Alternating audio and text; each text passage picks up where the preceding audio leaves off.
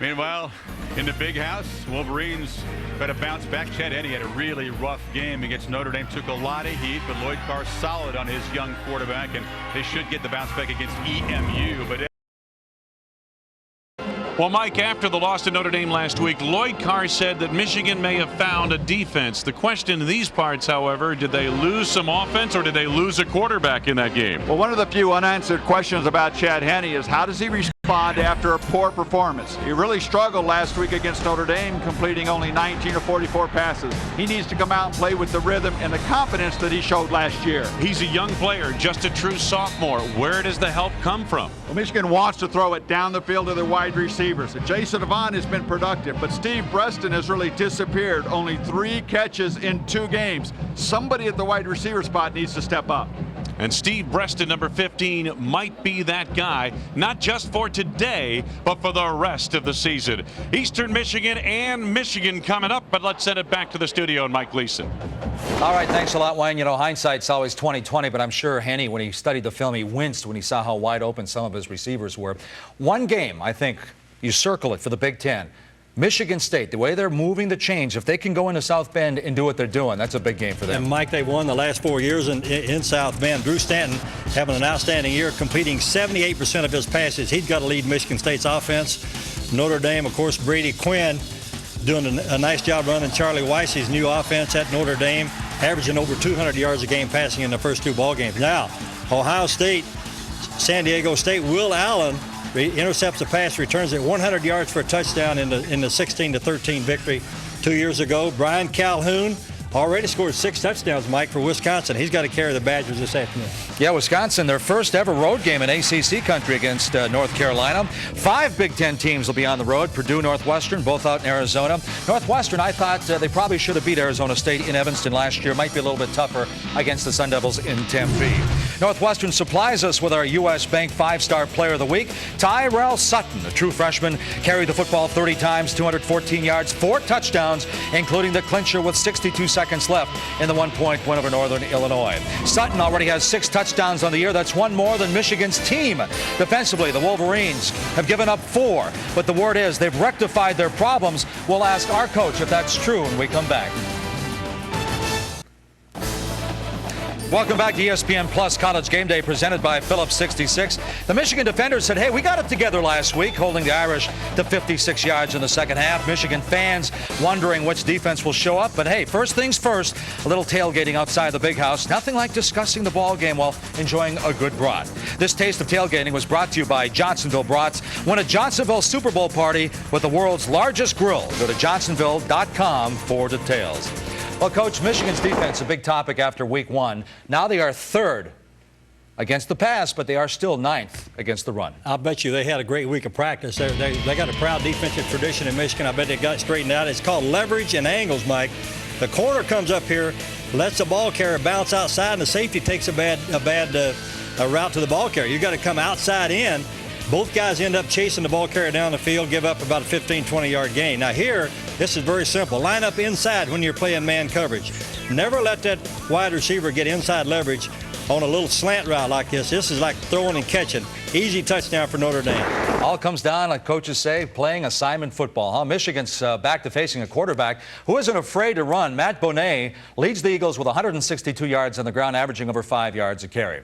We'll see you back here for scores and highlights at halftime. But now, Michigan tees it up against Eastern Michigan, a school that sits just 11 miles from the big house. Enjoy the first half. We'll see you back here at halftime. Plus Game is brought to you by Advance Auto Parts. For the best parts, people, and prices, we're ready in advance. Liberty Mutual, where Big Ten alumni save big on auto and home insurance. The redesigned, rededicated Red Roof Inn and Accor Hotel. Johnsonville Brats. Welcome to heaven on a bun. Welcome to Johnsonville. Guinness Draft Stout. Drink responsibly. Brilliant. And by Polaris Ranger. Hardest working, smoothest riding utility vehicle you can buy.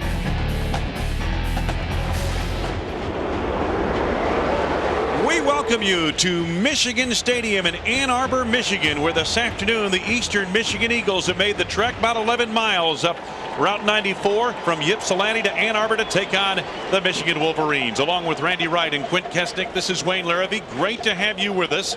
We wish it was a sun-splashed afternoon. It might be by the time we leave here today, but right now 69 degrees. Kind of a gloomy and light rain falling here in Ann Arbor. Let's get out to the sidelines. The Michigan Wolverines have a lot of injury concerns, and we get the details from Quint Kesnick. Quint?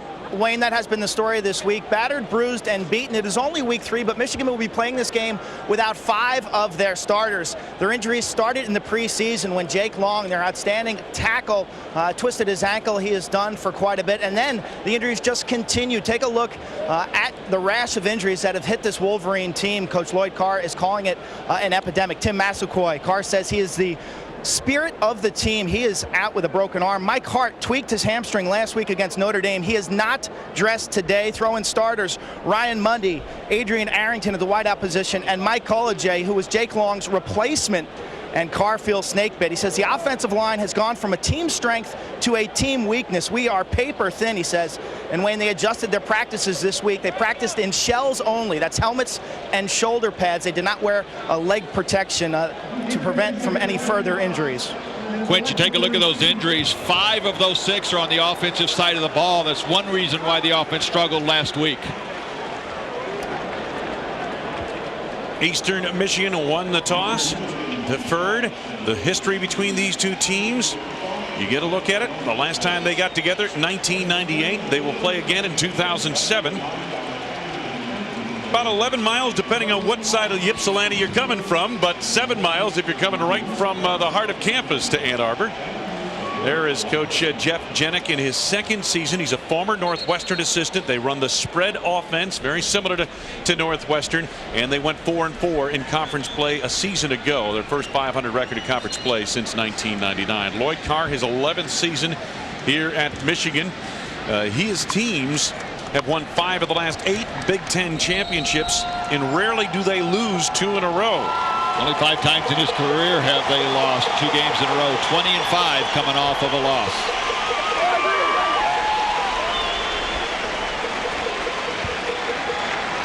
Here's a look at Ross Ryan getting set to kick it away. Recovered a fumble on a mishandled punt on a punt return against Northern Illinois, and then was rewarded with a scholarship. That's pretty good.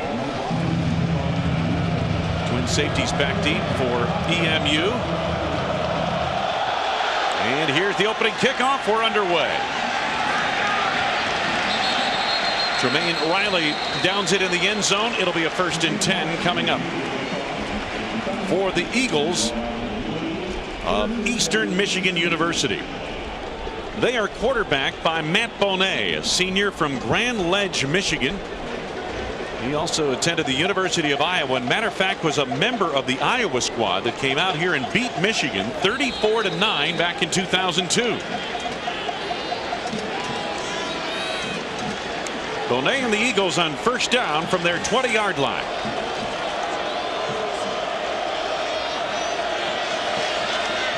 Bonet looking to the sidelines for the play. And looking downfield.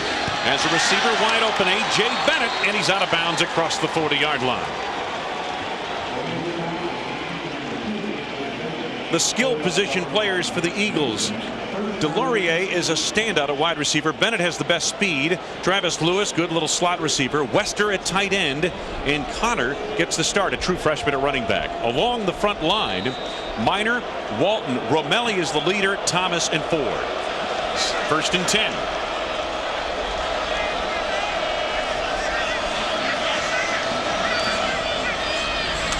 Quick little toss to the inside receiver. Dwan Bracey makes the reception for Eastern Michigan. You'll see a lot of him at cornerback. The Michigan Wolverine defense up front. Woodley's the pass rusher. Will Johnson gets a start ahead of Gabe Watson. Pat Massey is a captain, and Rondell Biggs gets the start at defensive end in front of Alstein. Burgess, Harris, and Graham active linebackers, and then Hall, Behringer, Engelman, and Mason the defensive secondary. 2nd down for Eastern Michigan.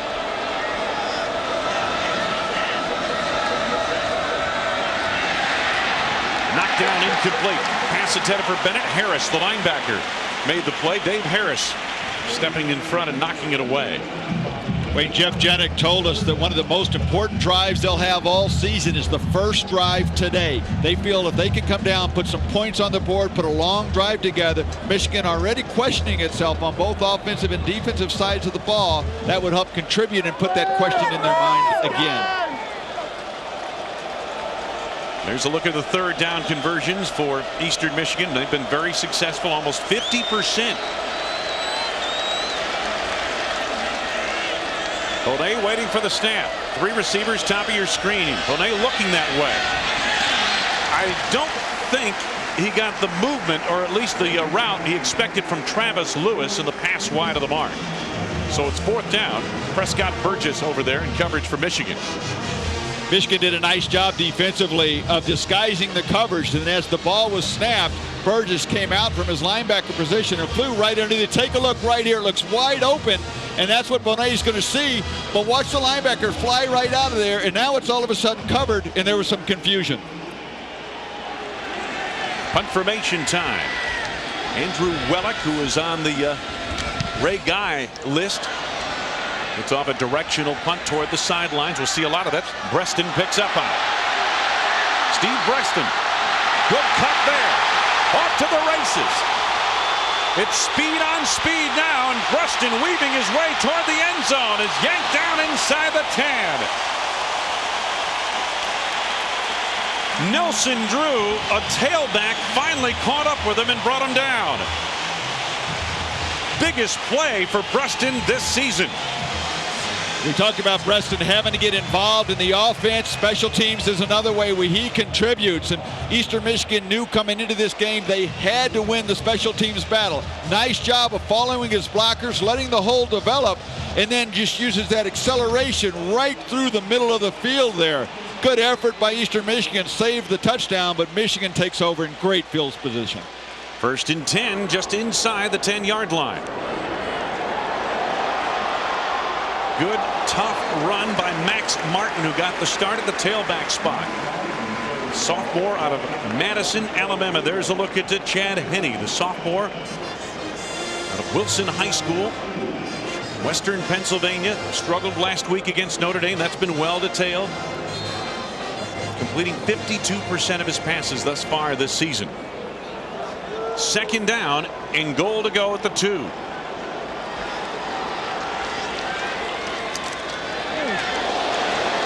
Plowing forward once again, Max Martin, mid-portion of the defense, able to stack it up. And it'll be 3rd down and goal to go inside the 1. The offense for Michigan, Breston, Avant, the receivers. Tyler Ecker had a big game last week. Thompson, the fullback, and Kevin Grady expected to start at the tailback spot, did not. Stedovich, Hennigy, Rouse, Lentz, Riley. A paper-thin offensive line due to injuries. 3rd down and goal to go. They get motion from the tight end, and they go to the well one more time for the touchdown. Max Martin.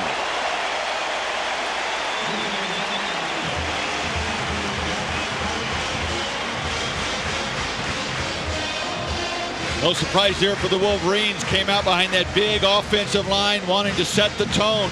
Max Martin getting the start at tailback because Kevin Grady has fumbled 3 times already in just the first 2 games. Max Martin, a little bigger back, 216 pounds, a little more powerful runner.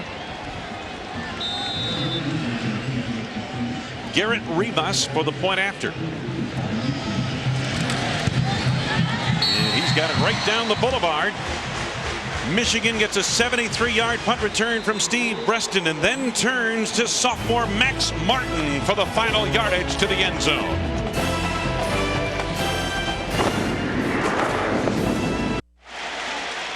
It didn't take long for Michigan to score 3 plays after the 72-yard punt return for a touchdown. And Jeff Janik said the start to this game very important for his young team, and their first offensive possession even more important now that they trail. You know, they have to do something with this possession now. They said the first 10 minutes can dictate the entire game, and now his back's against the wall. Ross Ryan's punt. Trumaine Riley. Good move there. Riley's got some scoot about him, and he's out near the 40-yard line. Darnell Hood made the stop, 38-yard return. And we're going to have a flag down. It's going to be an offsides against Michigan, the kicking team. I'm sure Eastern will deny this, take the ball in excellent field position. Steve Newman, our referee. Offside on the kickoff. Kickoff team. 5 yards from the end of the run. First down.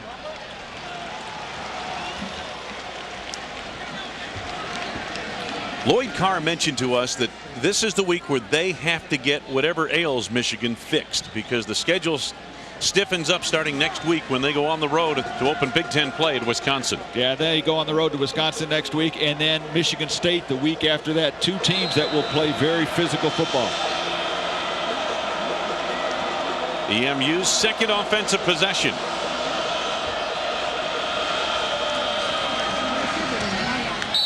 Is it a catch? Nope. Incomplete.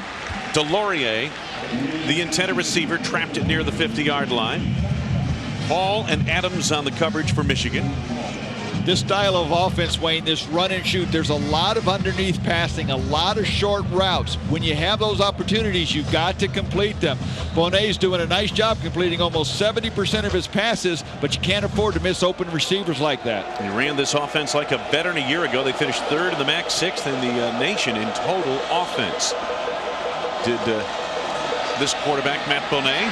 Bonet able to escape the sack and pick up a few yards. About 4 out to the 49-yard line.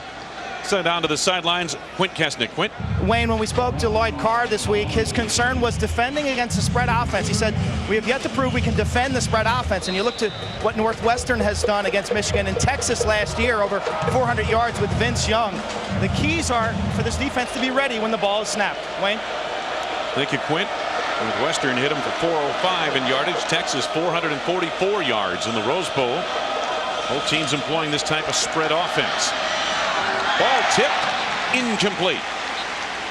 Pass intended for Travis Lewis. Bonet's pass appeared to be tipped in the line.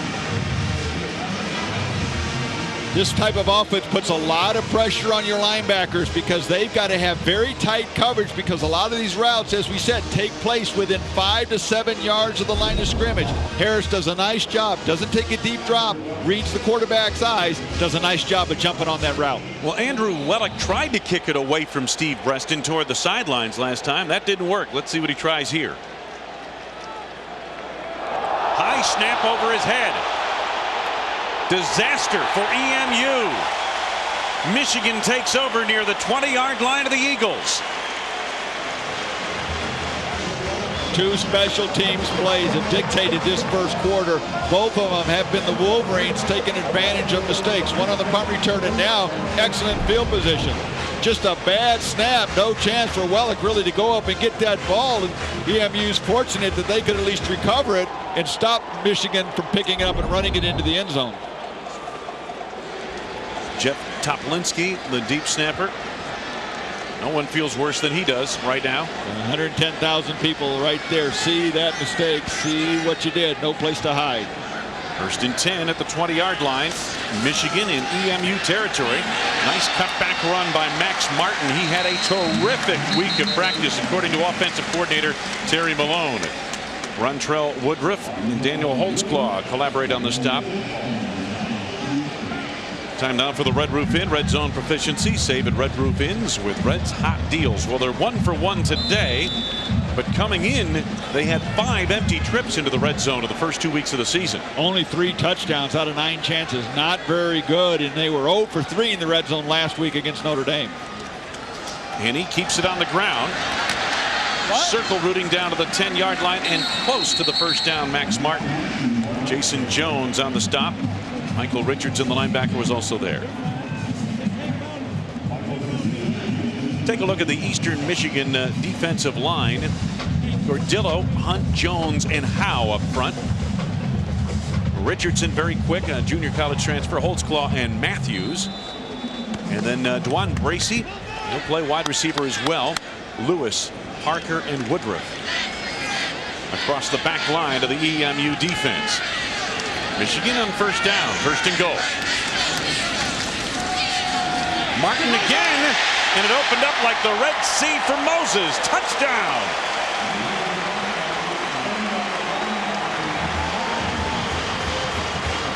Well blocked play, but that was too easy. Well blocked, and Eastern Michigan so small inside there with their defensive tackles. Their linebackers only 205, 210 pounds. Michigan found what they like, running in between their tackles and taking advantage of that size advantage they have, and so far Eastern Michigan can't stop it. A short 3-play drive once again. Rivas with the extra point. It's good. Max Martin, the sophomore out of Madison, Alabama. It has been his show. 2 touchdowns in the early goings, taking Michigan to the lead. We'd like to take a moment to thank our Big Ten corporate partners. Cooper Tires, proud to be the official tire of the Big Ten Conference. Cooper Tires don't give up a thing. And U.S. Bank, where 5-star service is guaranteed. Wayne Larrivee, Randy Wright, Quint Kesnick. It's been the Max Martin show so far. His first touchdowns in his Michigan career. A couple of TD runs, and the Wolverines have the early advantage. Deep kickoff here by Ross Ryan. Tremaine Riley to the knee. Eastern Michigan accepts at the 20. Back to Mike Gleason in the studio. Well, Wayne, it's been tough to beat Louisville and Papa John's in recent years, but Oregon State caps off a 10-play, 68-yard drive. Matt Moore taking it in for the score. Right now, the Beavers, they're 2-0. They lead the Cardinals in Louisville 7-zip. Wayne? Couple of undefeated. And Virginia. They came back and tied. Wally Lundy still banged up. Cedric Pierman takes it in for the score. And Virginia, the Cavaliers, have come back to tie Syracuse in the Dome 7-7. Thank you, Mike. First down for Eastern Michigan, trailing 14-0 early going first quarter. Bonet calling the play at the line. And they're running it. Not a whole lot there. My goodness. Prescott Burgess came in from the linebacking core, and he just buried the true freshman Dwayne Harrison. Well, not a lot of push by that offensive line for Eastern Michigan. And as you said, take a look at the blue jerseys in the backfield there. They fill the gaps. And Eastern Michigan not able to sustain any blocks, and that's going to free up those blue jerseys. And Burgess so far in this first quarter doing a nice job both in pass coverage as well as run stopping. 2nd and 10.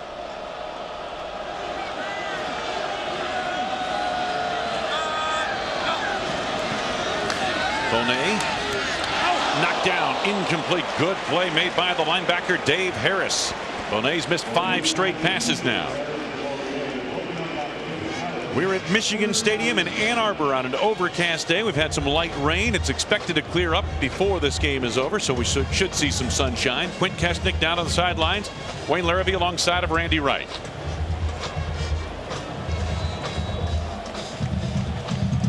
Well, Jeff Jenick's team is trying to break a streak here, and this is not a place to break a streak like that. 0-18 against Big Ten teams. 3rd down and 10. Under pressure immediately. Bonet, and down he goes. Lamar Woodley makes the hit back inside the 10.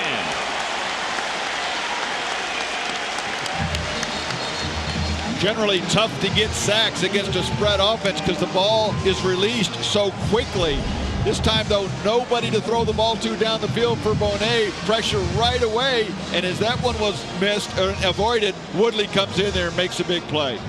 There's the first one that Bonet could avoid. Woodley, though, comes in, wraps him up, isn't going to let him get away. Confirmation time now for Andrew Wellick, the junior out of Canton, Ohio. High snap once again. Wellick able to get it off, tried to kick it away from Breston, who flags it down to the 48-yard line, and he's tackled immediately. Outstanding play made by Jeremy Perry to nail Steve Breston in his tracks. 41-yard punt, no return, but Michigan starts in enemy territory with their 3rd possession of the afternoon.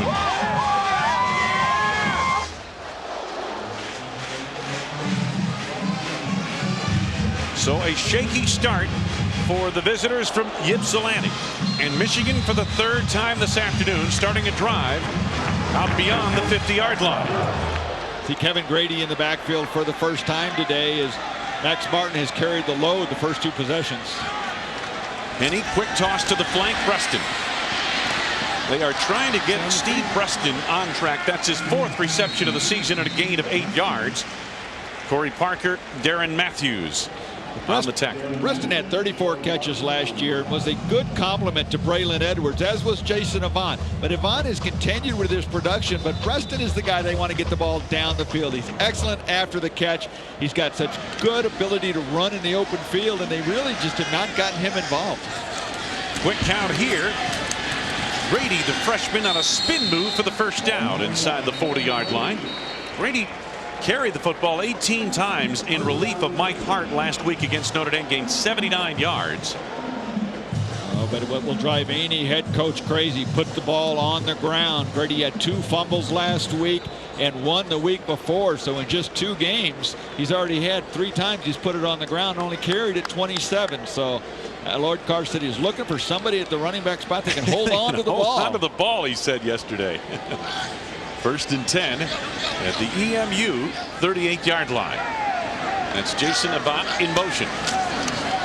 Chad Henne on a deep drop. Avant wide open, and Henne missed him, incomplete. He had some open receivers last week, Randy, against Notre Dame, and that's, I think, one of the things that surprised people around here was his inaccuracy downfield with his throws. Generally a very accurate passer, 60% last year as a true freshman, and an outstanding touchdown interception ratio at 25-12. Take a look here. Avant is the inside receiver, does a nice job of running the post route, throttles it down into that zone. I think Henne thought he was going to continue full speed towards the sideline and let him a little bit. Maybe. Henne came in completing just 52% of his passes this season. You mentioned he was a 60% passer a year ago. Grady is the tailback on 2nd and 10. Henne to the sidelines. Preston is there. And Preston with a good second effort gets that first down inside the 30 to the 27-yard line. Stephen Lewis got there initially. Corey Parker helped out. Lewis, just 5'8", 167, was no match for Preston. Both these corners for Eastern Michigan are small guys. Stephen Lewis only 5'8", Dwan Bracey's only 5'9". Michigan likes their matchup, working on these corners if Henne can get time to throw. Let's take a look at our marathon fast stats. Total yardage so far. And understand something, Michigan has not had to travel very far with the football. No, that -14, some of that's on special teams. The punt over the head goes as negative yardage, or the snap that was over the head. And he tossed to the side again. Avant trying to make a move, got by Lewis, buried inside the 15-yard line. Getting over to make the hit, Rontrell Woodruff. Woodruff, one of the leaders back there, a senior from Southfield, Michigan. Terry Malone, the offensive coordinator for Michigan, giving his quarterback Henne some easy confidence building throws. You look at the cushion out there between Avant and his defender, lots of room. That's an easy pitch and catch for a quarterback. Back-to-back gains of 12 yards. Michigan again at the doorstep, just inside the 14-yard line of Eastern Michigan. Massey, the tight end, moves to the offensive backfield ahead of Grady. Avant in motion. Henne on first down. Hit as he throws the end zone. Avant is there. Touchdown! Jason Jones got to the quarterback just as he released the football. Jason Avant wide open in the end zone. Oh, what a nice job by Chad Henne, standing in the pocket, knowing he was going to take the hit. He saw Jones coming right in front of him, stood in there, though, threw off of his front foot. That takes a lot for a quarterback. Knowing you're going to take the hit, to go ahead and step into that ball. He did, put it right on the money, and it was a nice play by Chad Henne. Well, the All-America candidate, Garrett Rivas, a Grozo Award candidate for the point after, and he now has 3 of them here this afternoon. It is 21-0 Michigan in the early going.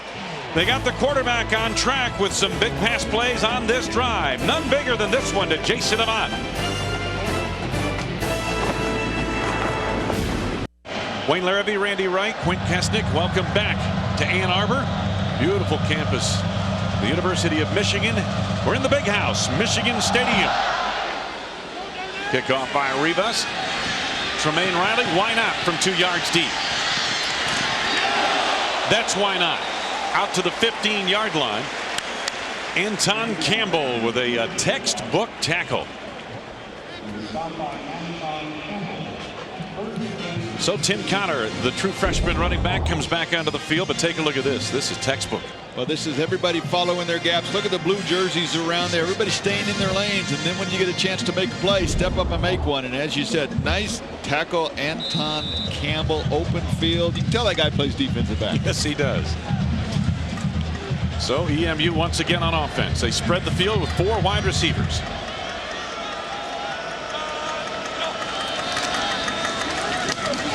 And they're running it. Wayne Harrison. Not a whole lot there. The thing that the spread offense does, Randy, people talk about, well, it's a big passing offense and that type of thing. But when you get a defense spread, what they're trying to do is spread the defense so you can't load up the box against the run and then run out of that. They want to run the ball. You think with an offense that has 4 wide receivers on the field, you always want to pass. They actually want to run the ball first, and they want to be a better running team than they are a throwing team. So you have to take advantage of those opportunities and the cracks and the alleys that a running back will see. Quick toss into the flank. Bracey, the cornerback / wide receiver, on the reception from Matt Bonet. Here is this week's Suzuki walk-on way of life. Number 58, Kevin Miner for the Eagles, a junior out of Flint, Michigan. Former walk-on, earned a scholarship with his fine play last year, and he's in the starting lineup now. Not a real big guy, only 6'2", but has really grown and filled out and gotten a lot stronger. So he's smaller, but he's quick enough and had some success. 3rd and short here. 0 for 3 today are the Eagles. Oh, that little shovel pass, and the Wolverines would have none of it. Goodness. Lamar Woodley would not be fooled, and it's 4th down. One thing when you play an offense like this, you have to play disciplined defense.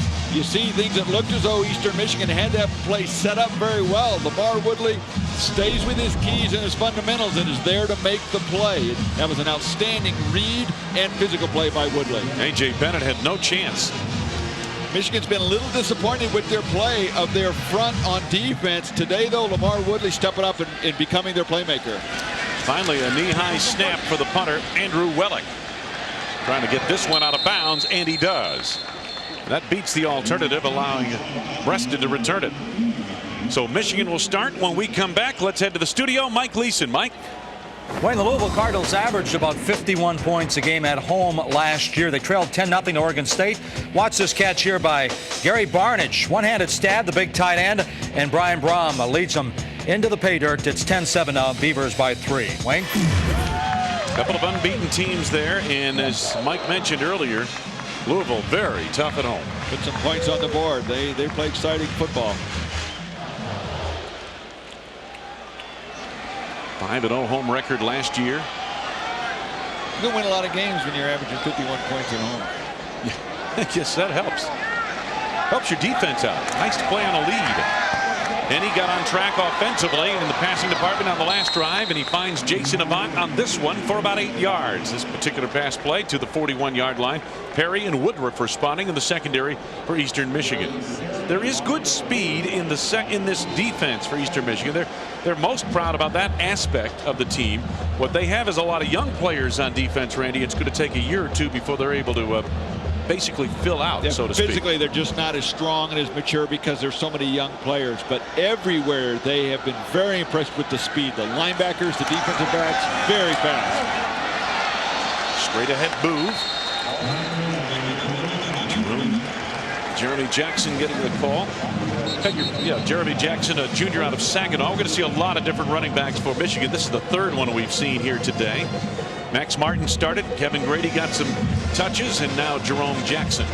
Well, of the 3 that we'll see, you won't see Mike Hartis. He's out today with the hamstring injury. And Lloyd Carr said, I'm finding somebody that can hold on to the ball because we don't know how long Hart's going to be out, and we aren't going to put it on the ground. So he's given all 3 of them a chance so far.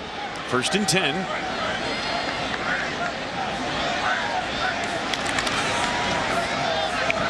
JJ once again. Jerome Jackson out for a gain of 2 yards to about the 48-yard line. Jason Jones on the defensive line made the stop. And Kevin Howe and Jason Jones on that defensive front for Eastern Michigan. They've got two kids who used to be tight ends. Excellent feet, good hands. Kevin Howe especially has been a difference maker and the best pass rusher of the defensive front for Eastern Michigan. However, with Michigan coming out running the ball right at him, you nullify that pass rushing ability, and that's where Michigan's advantage is, their size and strength inside the tackles. Antonio Bass at the top of your screen, a hot shot freshman wide receiver. They're looking to get him involved, and Henny's looking his way.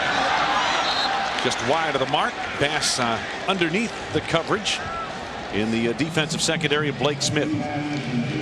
Wayne Bracey, you've talked a couple times about number 4, two-way player for Eastern Michigan, is a natural receiver, but they saw him playing in the summer workouts. They saw him playing both sides of the ball, and he was covering the receivers better than what the other cornerbacks were. So they played him on both sides, and Jeff Jenick has said he's going to play 60 plays or so on defense, and we want to get him 25 or 30 snaps on offense as well. Well, that's a lot of work. Good work if you can get it, though. Third down for Michigan. This is their first significant third down situation. Henny off the hands and nearly intercepted. The freshman Antonio Bass went off his hands. It was nearly picked off by Dwan Bracey. And it's fourth down for Michigan, but a penalty marker down. Maybe for a hold against Michigan. Holding. Number 72 on the offense. Penalty is declined. Fourth down. Wayne, Eastern Michigan did a nice job of adjusting their coverage. There's been soft coverage early, but look at these guys on the line of scrimmage on their receivers. They're taking away that short 5-yard hitch route that Michigan has had success with. They're running with the receivers now man-to-man. That makes it a much more difficult throw for your quarterback. Ross Ryan, his dad played football at Notre Dame. In punt formation.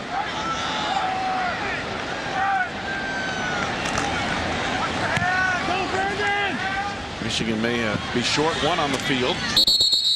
And Riley makes the catch. Trumaine Riley, it'll be first down. There are no flags. So 33-yard punt, no return, and EMU will start short of its 20-yard line once again. There's no question Michigan's played on a much shorter field than have the Eagles so far today. And it's tempting for Eastern Michigan to look at the scoreboard and say, we're down 21-0. Boy, we got to get it all back in one play. That's not the kind of offense they have. It's important they stay within their game plan, stay with what they want to do, and try and just climb back into this game one play at a time, not try and force things that aren't natural for them. 3 receivers set now for EMU. Matt Benet, the quarterback. Michigan showing blitz. Benet on the keeper. Prescott Burgess stayed home, and the linebacker made the hit. Prescott Burgess has been all over this field in this first quarter. He is getting himself involved where the ball is, and he's been outstanding in some pass coverage, coming up and making some tackles, and he's finishing these plays. Second down and 10 for Eastern Michigan. They've had a lot of trouble getting that ground game on track. Michigan's been very sound defensively here today so far, as you pointed out, Randy.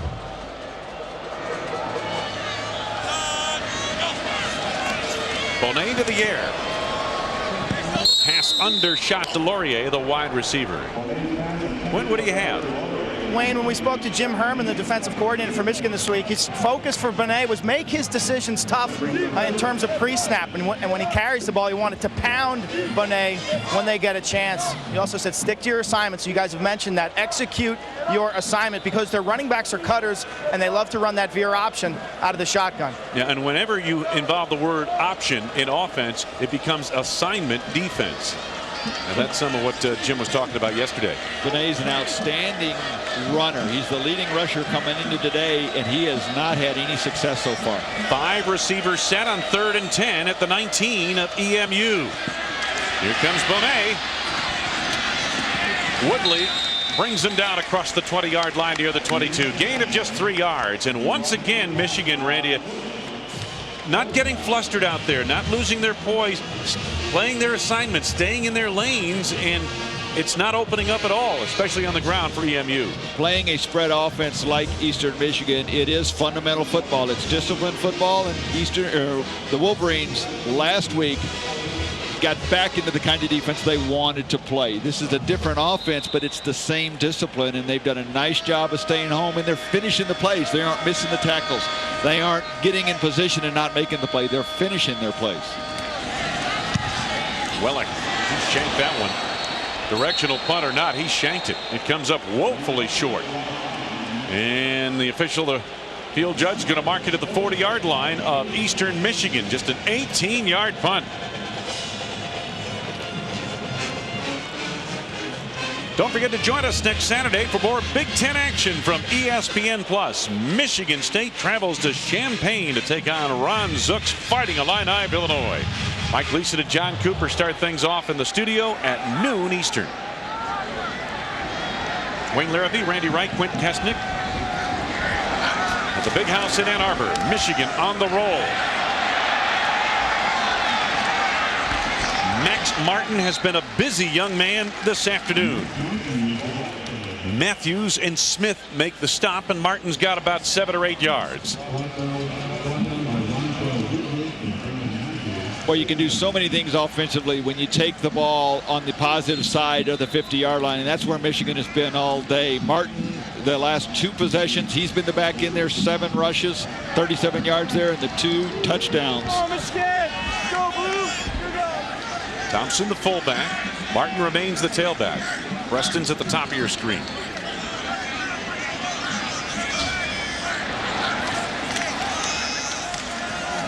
Martin again. Has the first down, fumbled the football, but the play had been whistled dead. He was down in the arms of Duran Matthews, the sophomore out of Redford, Michigan. Came in as one of the leading tacklers for this Eastern Michigan squad.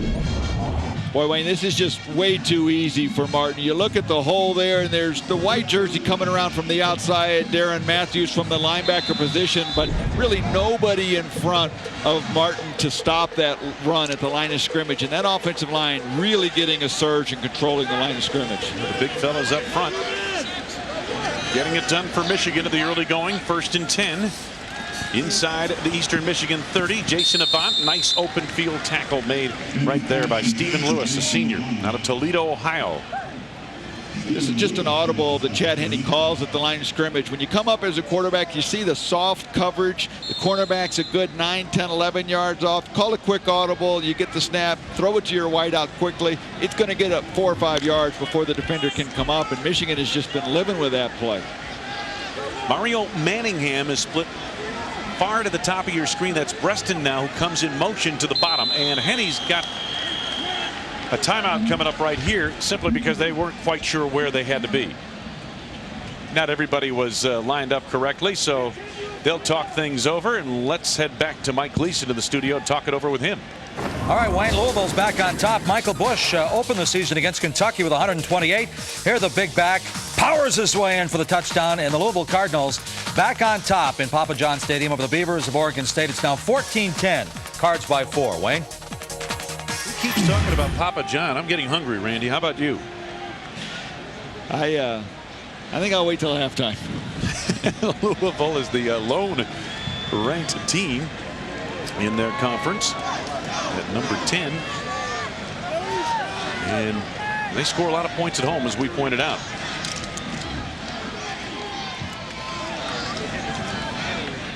Now let's take a look, an advance look at the upcoming schedules for Michigan and Eastern Michigan, brought to you by Advance Auto Parts. We mentioned Michigan's schedule stiffens considerably. 3 big games coming up there. Eastern Michigan gets back into MAC play starting next week. And Michigan, boy, both those Big Ten openers at Wisconsin, at Michigan State the next couple of weeks. And for a team that's already reeling with some injuries, those are 2 very physical teams they'll have to play right off the bat. Kevin Grady is now the tailback behind Thompson. Henne to the air. Plenty of time. Avant is there. Touchdown! They beat Dwan Bracey. A beautiful throw from Henne. Excellent route run by Jason Avant, the senior from Chicago Carver High School. The co-captain and the sophomore quarterback hooking up. Well, Henne did a nice job of recognizing the coverage and knowing what receiver he was going to have on the best route. Eastern Michigan comes with a blitz. He gets excellent protection. When a team comes with a blitz, you know you've got man-to-man coverage, and it was a nice job of Henne standing back in the pocket, letting Avant's post route take shape and develop, then throwing the ball on the money. And Michigan has equaled its all-time first quarter high for points. 28 points scored against Rice in 2000. They've got 28 on the board against the Eagles here today.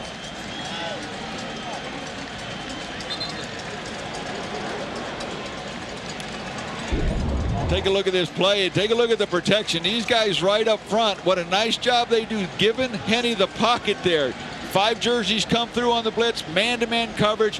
Henne does a nice job putting some air under this ball so that the receiver can adjust to it. Little post corner route. There's the post move. Does a nice job of getting behind Bracey there. And the ball doesn't have to be perfectly thrown on a post corner route. When you put some air under it, you can let your receiver adjust to it. Once again, it did not take long for Michigan to reach the end zone. Just 4 plays to cover 40 yards. Wayne, Michigan has done a nice job the last couple of possessions of getting their wide receivers involved. No question.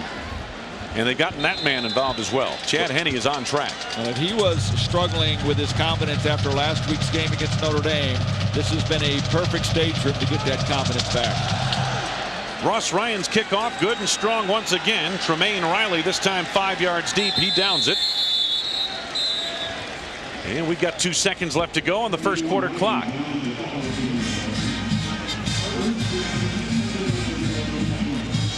Lloyd Carr and company off to a strong start against their rivals from nearby Ypsilanti.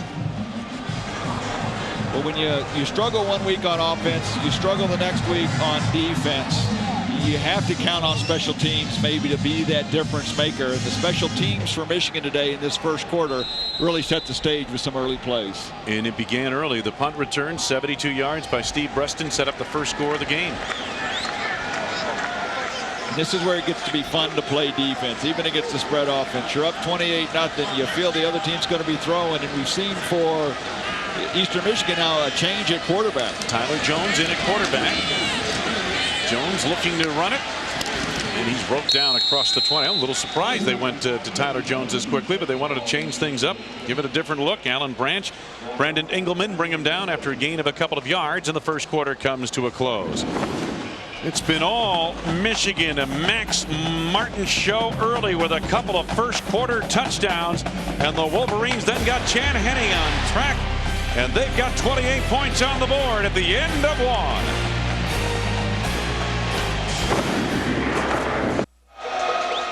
Wayne Larrivee, Randy Wright, Quint Kesnick, second quarter upcoming from the Big House in Ann Arbor, Michigan Stadium.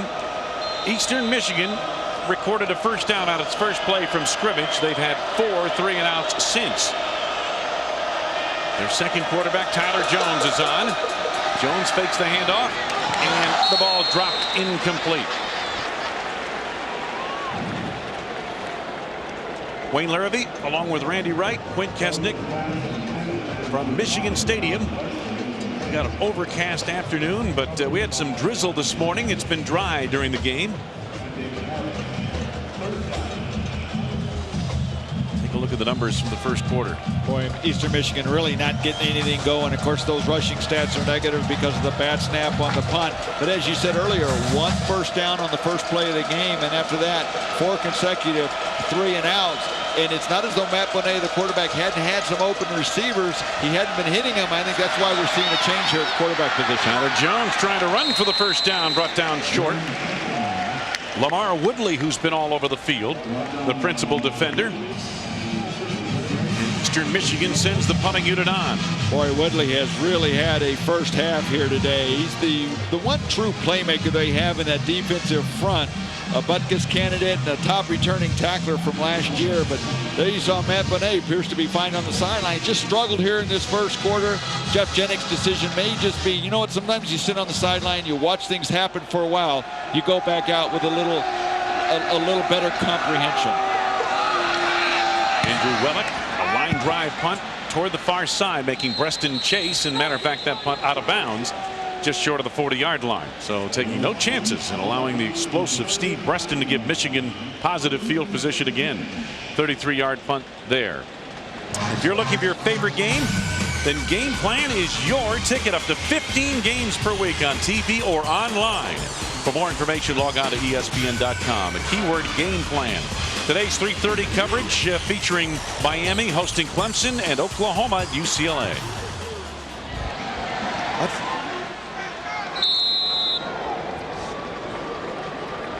And he's had a good day.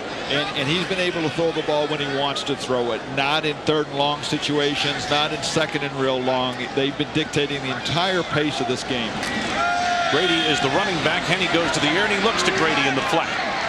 Grady breaks one tackle and is close to the first down.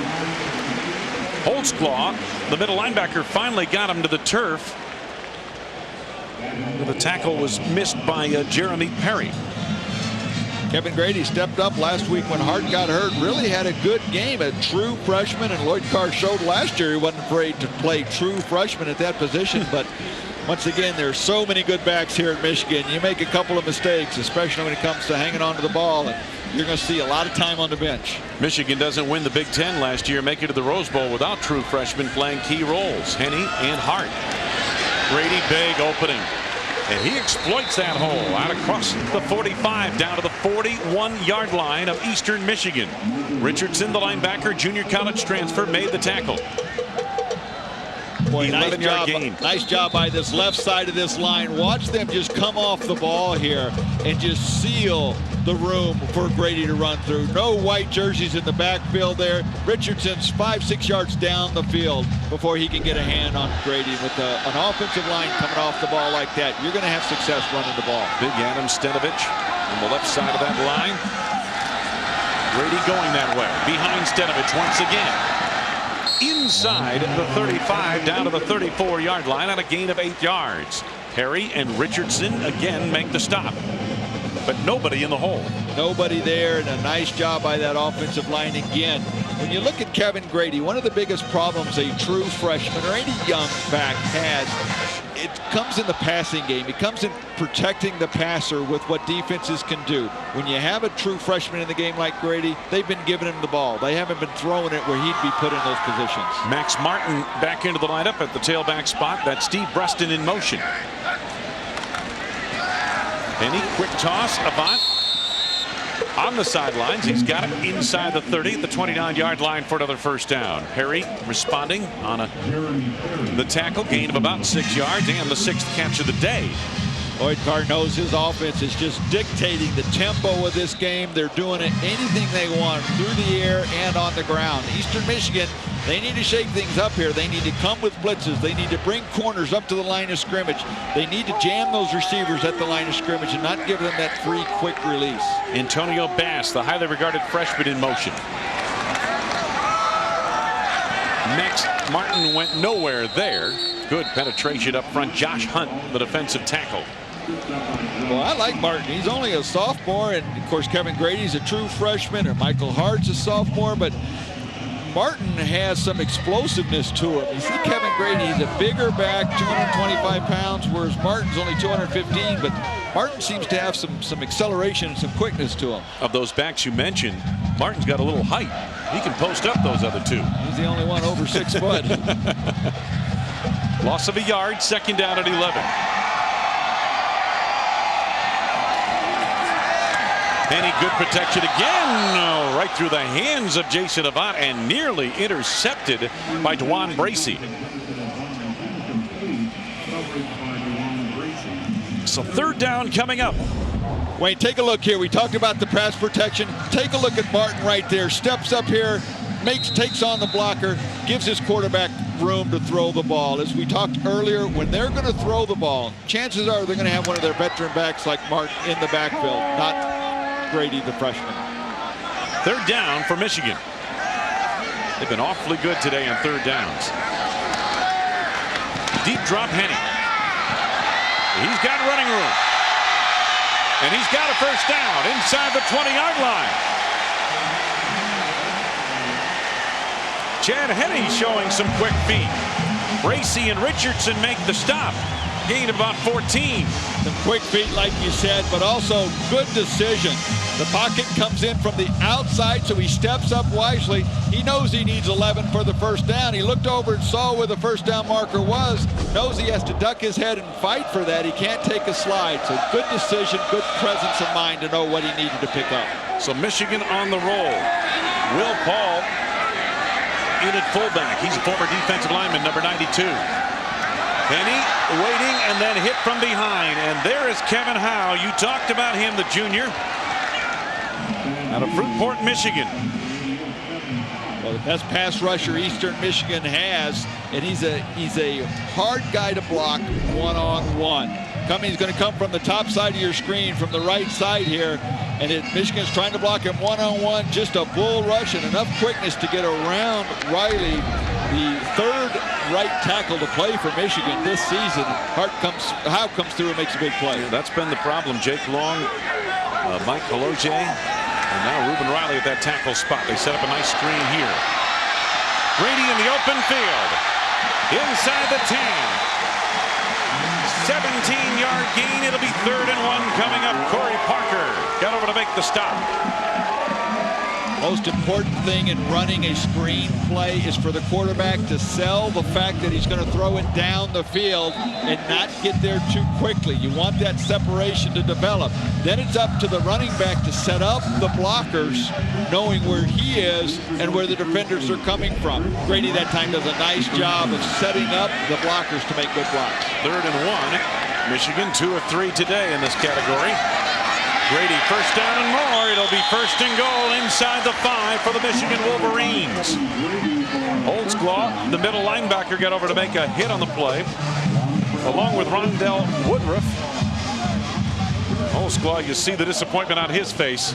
Well, here's a guy, too, that just loves playing football. He lives it and breathes it. He's just got excellent instincts. A true freshman trying to play middle linebacker, though, at 215 pounds. I think that's being generous, too. I don't think he's quite 215. They hadn't had the time to bulk up yet and get the strength needed to play that position. 12 first downs already for Michigan. And this time they'll have none of it. Max Martin met in the backfield, lost a yard or two back to the 6-yard line. Jason Jones penetrating from the line. Darren Matthews in the linebacking core make the hits. Wayne, one thing we've talked about is the speed on this Eastern Michigan defense. That was what Michigan knew they had to neutralize. They've done a great job in this first half of taking that speed and making it a non-factor. They're running right at Eastern Michigan, and they're throwing those quick outs and quick hitches to nullify that interior speed. 12th play of the drive coming up. 2nd down and goal to go at the 6. Preston deployed in motion. Penny looking around, has a man wide open. Thompson, the fullback, touchdown.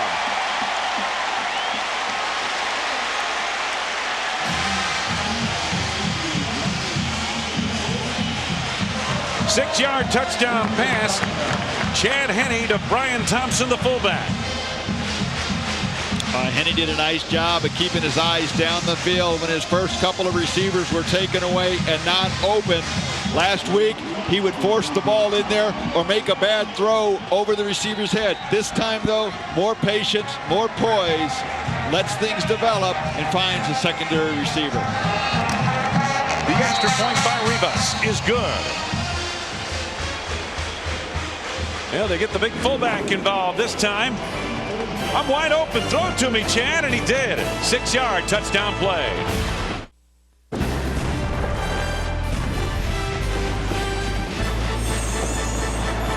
Welcome back to Ann Arbor, Michigan Stadium. First career touchdown for Brian Thompson. He's still celebrating on the sidelines.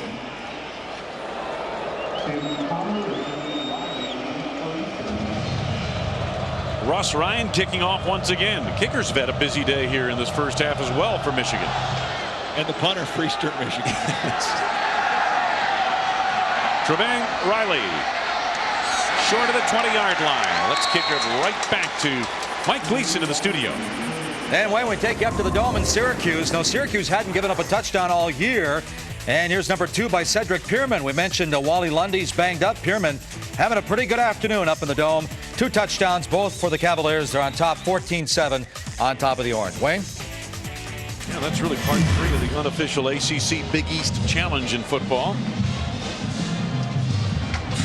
Right here, it's been all Michigan. Eagles trying to get things on track, and Matt Bonet back in at quarterback. Well, let's see if the time on the bench helped a little bit. Sometimes you see things develop a little slower when you're over on the bench and you know what to attack when you come back out on the field.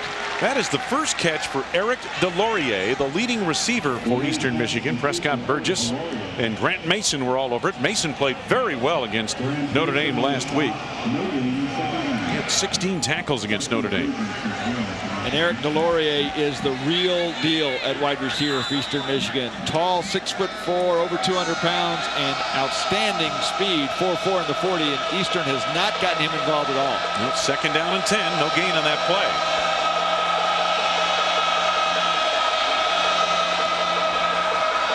The left-hander, Delorier opened here. And he's got a first down out near the 34-yard line. Anton Campbell made the hit.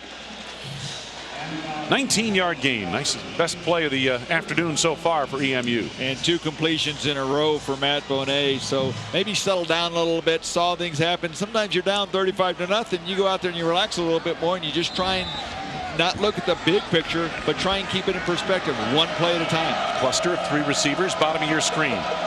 1st and 10. Tim Connor gets the call, and the Wolverines have none of it. Gain of barely a yard. Back to Mike in the studio. Well, Wayne, we said that Louisville averaged about 51 points a game at home last year. They score again. Michael Bush. When you have a big 250-pound running back, you run north and south. Exactly what they did. Remind you a little bit of Eric Shelton, the big back they had last year. I thought you were going to say Eddie George, actually, but it's 21-10 Louisville on top of the Beavers, Wayne. I wonder how many of those players for Louisville are John L. Smith program players. I would imagine something many. There's still some of them down there, you bet. 2nd down and 9. The Eagles trying to get something going here in the 2nd quarter. Bonet being rushed. Eludes one. Woodley hits him. Bonet throws it up for grabs. And the man who went up for it was Lewis, and he grabbed it. Oh, what a circus play. Travis Lewis jumped higher than anybody else and pulled it down and beat Willis Behringer to the ball for 33 yards. Lewis at 6'2" just went up and caught that ball at its highest point. Bonet had a couple of receivers well beyond the coverage for Michigan. I think Michigan saw the attempted sack right here and kind of relaxed. Bonet kept his eyes up the field and did a nice job getting the ball down there. Quick count here. Bonet on the move, misses his mark. Trying to get it over to A.J. Bennett. Somebody needed to step up and make a play, and on the last one it was Travis Lewis. As you said, went up, caught that ball, and made a play, just out-jumped some of those defenders for Michigan. Yeah, he's the guy they call the intermediate receiver, but he was downfield on that play. They had a couple of them right next to each other, and you described it perfectly. It was a jump ball, and Lewis came down with it. 2nd and 10 at the Michigan 31.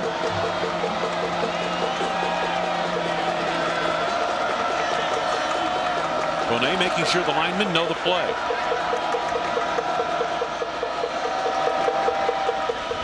Michigan with soft coverage, and Bonet goes to the air and throws it to Trent, who makes the interception near the 13-yard line. Morgan Trent, sophomore out of Brighton, Michigan. When you saw Eastern Michigan change its formation as Bonet went up to the line of scrimmage, and that called an audible, and I'm not sure everybody got the audible because the receivers were nowhere near where Bonet was throwing that ball. So the struggles continue for Matt Bonet. Morgan Trent with the turnaround. It'll be Michigan ball when we come back. Morgan Trent's first career interception, almost too easy, Randy. Well, it was a ball that was a little poorly thrown. Here's where Trent is, and you can take a look at how he comes off of the outside receiver reading the quarterback. Ball poorly thrown. Nice reaction by Trent to keep his eyes on the quarterback and react to the ball. So Trent sets up his offense. 1st and 10. Football to the Michigan 14. Max Martin took a hard hit from Jason Jones, and Jones lost his hat. Pickup of about 4. I think Lloyd Carr is finding himself a running game. Well, you know, Randy, you take a look at injuries two ways. I guess the positive would be, well, we'll find out what kind of depth we have here, and Lloyd Carr is finding a lot of depth, at least in that running back core. Well, one of the problems Michigan has had for a number of years now is they play generally a tough non-conference schedule, and they don't get some of those games where you get some of your young players in there and get that experience in order to help them as the season goes on. This is a game where he's having a chance to play a lot of players and see who can step up and who's not going to step up. Martin showing a little scoot to the outside and just short of the first down. Zedrick Bryant and Daniel Holtzclaw on the tackle. You talked about Max Martin having an excellent week of practice, and he's continuing to play like that on Saturday. And sometimes you don't always see that. Backs have great weeks of practice, and it's a different guy that shows up on Saturdays. Well, Max Martin has carried that over. Two tight end formation on 3rd and 1. Martin picks his hole and drives for the first down. There's a little bit of that power we talked about. And he took on Josh Hunt and Michael Richardson to power for the first down. Eastern Michigan here, they need to be careful. They can continue to play physically with Michigan. They don't want to get worn down. You get worn down, that's where some of your injuries happen. And Michigan with a 35-0 lead here. Looks like they're coming out this drive at least, pounding the ball, trying to establish that running game more for themselves than for the course of this game. They want to make sure they have some confidence in that. Eastern Michigan got to be careful they can play with them. 3 receivers set for the Wolverines on 1st and 10. And he pulls it down and then gets pulled down to the 30-yard line. Back to the studio, Mike Gleason. Wayne, coming up at halftime, it is a big Saturday afternoon for Big East ACC battles. Oregon State rides a 5-game winning streak into Louisville, but it has not been easy for road teams to win there or even score points. And believe it or not, Vandy, by day's end, could be 3-0 for the first time since 1956. Wayne. Wow. Where do you think they'd be ranked to that?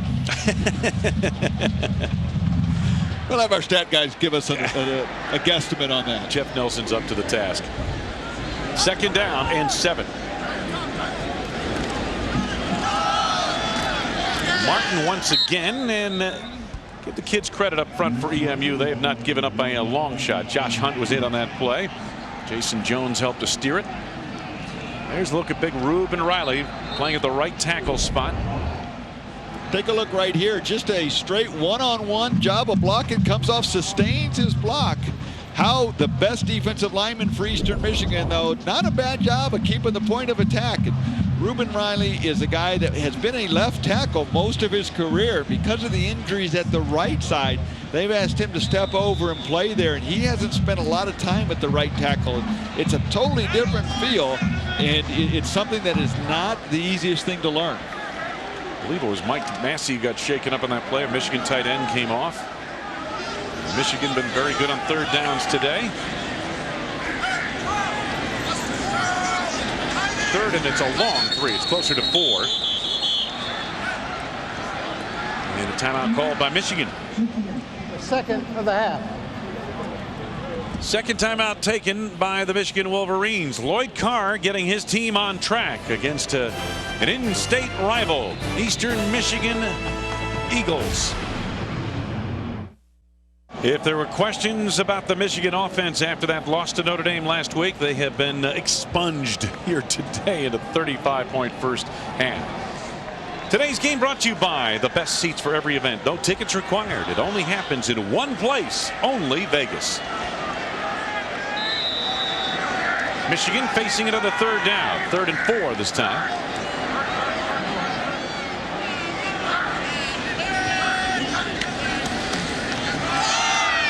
Martin, 1st down and more. I tell you what, when he turns on the jets, he gets that big body around the corner in a hurry. Rontrell Woodruff angled him out, and I think Rontrell's going to feel that one tomorrow. Boy, Rontrell is the best tackler in that secondary, too. Pretty good size, strong safety. Leader on and off the field and not afraid to put your head in. But, boy, you take a look at the right side of that line. They pull those linemen around there, and there's just nobody outside.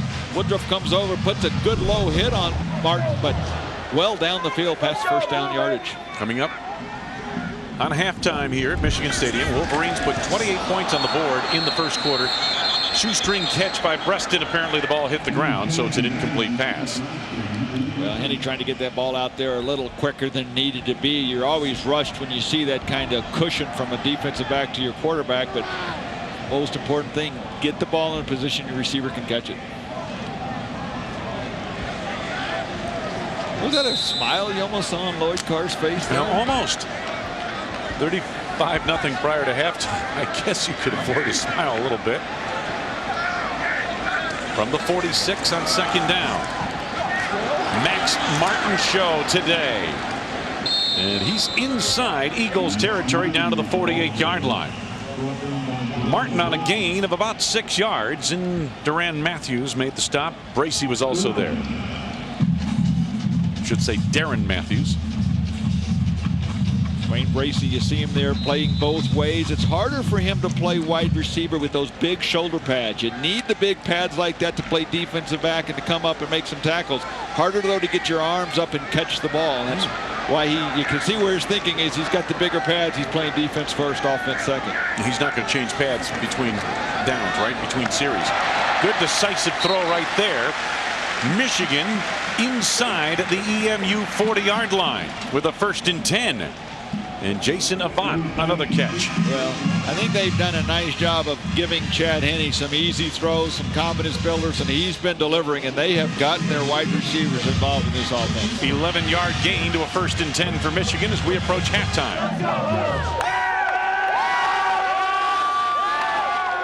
Avant 7 catches, 79 yards in this first half. Martin change of direction. Dwan Bracey forced him back inside of the coverage, and EMU flew to the football. Gain of about 4. We're at Michigan Stadium in Ann Arbor. Eastern Michigan Eagles and the 14th ranked Michigan Wolverines. Along with Randy Wright and Quint Kesnick, I'm Wayne Larrivee. Great to have you with us this overcast afternoon. This weather has been a little stubborn to move out of here. The weather forecasters have been predicting since yesterday that this was going to blow over, but it's hung in here tough. Lloyd Carr even has a jacket on here, and we're still September. Michigan very good coming back after a loss, 20-5 under Lloyd Carr. Henne is a wide open receiver down the sidelines. Massey, the tight end. Lewis brought him to the ground with an undercut move. Another 1st down for Michigan on a 16-yard gain. Henne getting his team up to the line of scrimmage quickly here, knowing the clock is running. They only have the 1 timeout left. They're not satisfied to go in with just 35 points. They want to work on this 2-minute drill. Absolutely. That's the big thing. Work on the 2-minute drill.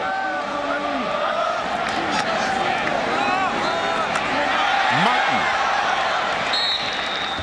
And again, Rondell Woodruff made a hit on the play and lost his hat. Richardson put him away. Pick up of another quick 3 or 4 yards. And mark it at the 13-yard line. Take a look here as Martin comes. He sees the whole field from the inside, cuts to the outside, and does a nice job picking up some yards. This time not a whole lot there as Martin is met in the hole for a change and storm back as they mark it back near the 19-yard line. Loss of yardage. I think he's a little winded. He's been carrying the ball a lot on this drive and in this half. This week's passing combinations are brought to you by Cargill. We collaborate, create, and succeed with our customers. Coming into today's action, Jason Avant shows up on that graphic twice. And Avant has not been the real deep threat. He's been very consistent, had an outstanding career, but surprised that he's been involved in as many of the big plays so far this season. Let's go back down to the sidelines right before halftime and check in with Quint. Quint. Wayne, Jason Avant's a great story. Sociology and psychology major. Wants to be a social worker specializing in child development. And right now, he and a professor are developing a course, a syllabus for a class on how student athletes can impact change for at-risk youths. Jason grew up in the south side of Chicago, was raised by his grandmother and his aunt, and understands that kids in the inner city, they lack role models. They're so influenced by the streets and by TV. Says he sees so much potential and young kids in the city. He just wants to play a part in making a difference. Yeah, he told us, you know, kids in the inner city these days are raised by MTV and BTV. Their mom's out working and dad's not around. And he said there's a lot of intelligent kids in the inner city as well, but they don't have the structure to bring out that intelligence in the academic forum. So he wants to make a difference in the inner city. Bright young man, Jason Avant. Third down for Michigan. Henny, patient in the pocket, floats it into the end zone for Avant. Intercepted out of the end zone. Blake Smith tracked it down, but that pass was out of play. And it's fourth down for the Wolverines with 31 seconds to go. Pretty good coverage there. You see Bracey putting his hands up, holding on. The ball's thrown to the outside. Avant does a nice job adjusting, but not a bad throw by Henny. If it's not going to be there, go ahead and throw it where you give your guy a chance to come down with it, or it's out of bounds and we keep ourselves in field goal range. 37-yard field goal attempt by Garrett Rivas. He's 3 of 4 this season. And he's got this one through the uprights. It is good. So 38 points on the board for the Michigan Wolverines, matching the number on the kicker's jersey. And don't forget, coming up at halftime, Mike Gleason, John Cooper back in the studio. Big East ACC Challenge going on. Cardinals are rolling at home, and Vandy going for 3 in a row. Wow. Michigan, a 15-play, 66-yard drive, took almost 6 minutes off the clock.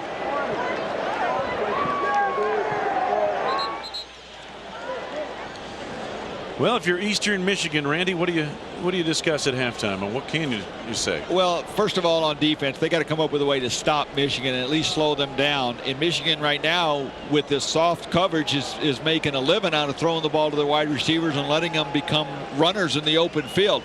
Press those corners, bring those guys up, and do something to take that quick play away. Then I think they got to bring their safeties up to do something to take away that running game, because Michigan is having such success one-on-one blocking. You need to get more guys in the box for Eastern Michigan. That's going to have to involve their safeties. This kick fielded by Tim Connor, the running back. Connor with a nice return out across the 25-yard line to the 28. 17 seconds left to go in this first half. Tim Connor, a promising player for Eastern Michigan. Their starting running back, true freshman out of Cleveland. Well, he has really been quiet today. Eastern Michigan not putting any kind of a sustained drive together, not having a lot of opportunities, and they want to run the ball first and pass second, and the running game has been non-existent today. Michigan snuffed it out every time they tried to go to the ground out of the spread. Michigan has been right there. Maize and Blue have been disciplined. Bonet got away from one defender. Downfield to Laurier, and he very nearly caught up with it near the 30-yard line. Brandon Harrison of the coverage downfield. Well, a couple of busted plays where Bonet has made something, getting the ball down the field to his receivers. Had another opportunity there, tried to get it to Delorier, but just couldn't quite make a good enough throw. He had another receiver in Trumaine Riley, who's also right there, who actually was more open. But Michigan doing a nice job reacting and getting over there on the coverage. Could be the final play of the half.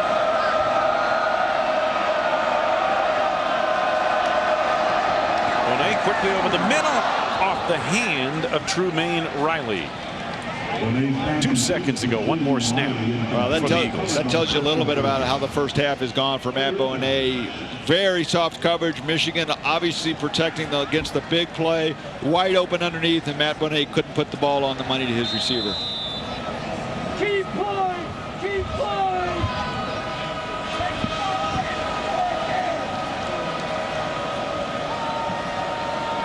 Eastern Michigan doesn't huddle. They get the play from the sidelines. They got 2 different individuals signaling in plays. One's the play, the other one's a fake.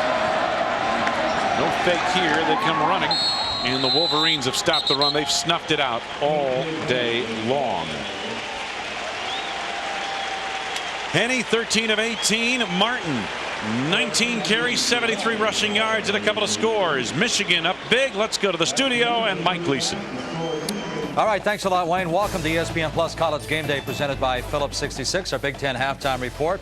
38-0. I know you work on things. You wonder what could have been against Notre Dame, but you also talk about all the injuries. Matter of fact, Quint Kesnick early in the first half talked about that long list of injuries. Do they keep playing and polishing, or do you get those starters off the field, make sure you don't get any more injuries? Mike, is real simple. You get those starters off. I would not play particularly Chad Henne. I'd get him out of the ballgame. I'm sure Coach Carr will in the second half. This is a great game for Michigan. I mean, they got Wisconsin and Michigan State the next 2 weeks. Let's rest those players. Let's get their confidence back down. Chad Henne should have his confidence. He's 13 out of 19, 3 touchdowns, no INTs in the first half. It's a good point. You bring up Wisconsin and Michigan State. Both those games for the Wolverines are on the road to open up Big Ten play. Coming up, we're headed for Papa John's Stadium. Louisville, the Cardinals are hoping to sack some Beavers of Oregon State. They were 5-0 at home last year. Scores and highlights coming up right after this.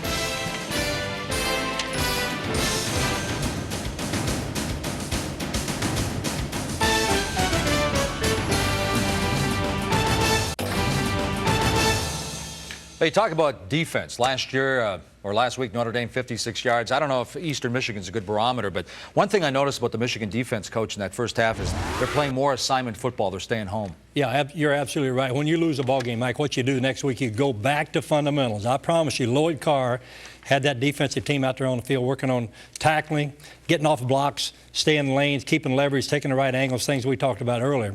They're playing a lot better. They're not getting tested, but they're playing a lot better defense than they did last week. Finally got a chance to see Max Martin, a couple of touchdowns. What about Gutierrez, the quarterback? Matt Gutierrez, he was supposed to be the starter last year. He got hurt. He has to be chomping at the bit on the sidelines. Get him in the first series. I would get Henne out of the game, get Matt in the ball game. You're going to need him somewhere down the line. You got a tough Big Ten schedule coming up. We already talked about you got Wisconsin, you got Michigan State the next 2 weeks. Rest those starters. Get them out of there. All right, 30 minutes remain from the Big House in Ann Arbor. The question is, where does Lloyd go now? Jason Avant, he has a touchdown in the first half. They certainly could have used it last week against Notre Dame, but I guess I'll let that go, right? Henne having a big half, Michigan on top, 38-0. Enjoy the second half.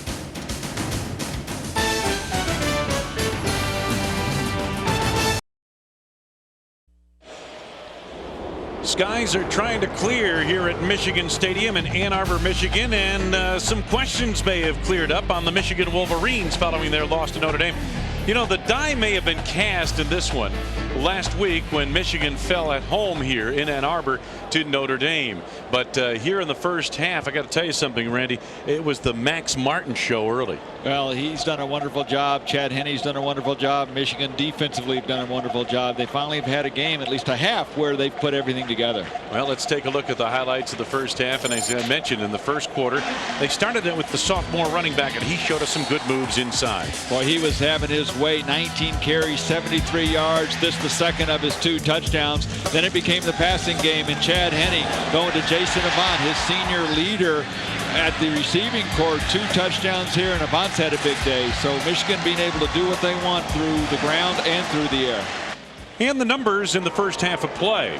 Get a look at that rushing yardage and the third down problems for Eastern Michigan. Michigan, meanwhile, has been rolling. The Wolverines have averaged 5.6 yards per play in that first half. Eastern Michigan just 2.1 yards. And Quint Kesnick had an opportunity to catch up with one of the coaches. Quint, what do you have for us? That's right, Wayne. I spoke to Jeff Jenick of Eastern Michigan. He said clearly his team has to settle down. He said initially he felt they were overwhelmed by the speed and athleticism of the Wolverines. He pointed to the kick return by Breston, the punt return, where he had 2 players in position to make the play. He also pointed to his long snapper, who he's never seen mishandle so many snaps. He says Matt Benet's got to settle down, keep things simple, and just start making some plays. Well, Eastern Michigan's defense will have to settle down first because they'll be on the field here to start the second half. Opening kickoff to the second half, and here come the Wolverines. Out across the 35-yard line. Outstanding kickoff return, but Carl Tabb, a veteran wide receiver, 39-yard return. Wayne, of all the problems Eastern Michigan faces in this second half, they first have to come up defensively with how do you stop Michigan. And Michigan looks like they're going to bring in their backup quarterback and give him some opportunities. But until their defense can stop Michigan, they're not going to get enough chances on offense, and they haven't been able to do that at all today. Well, you heard John Cooper at halftime say he'd get Chad Henne off the field, get Gutierrez in there right away, and that's exactly what Lloyd Carr has done. Does it sound unusual to you that Lloyd Carr be listening to a former Ohio State coach?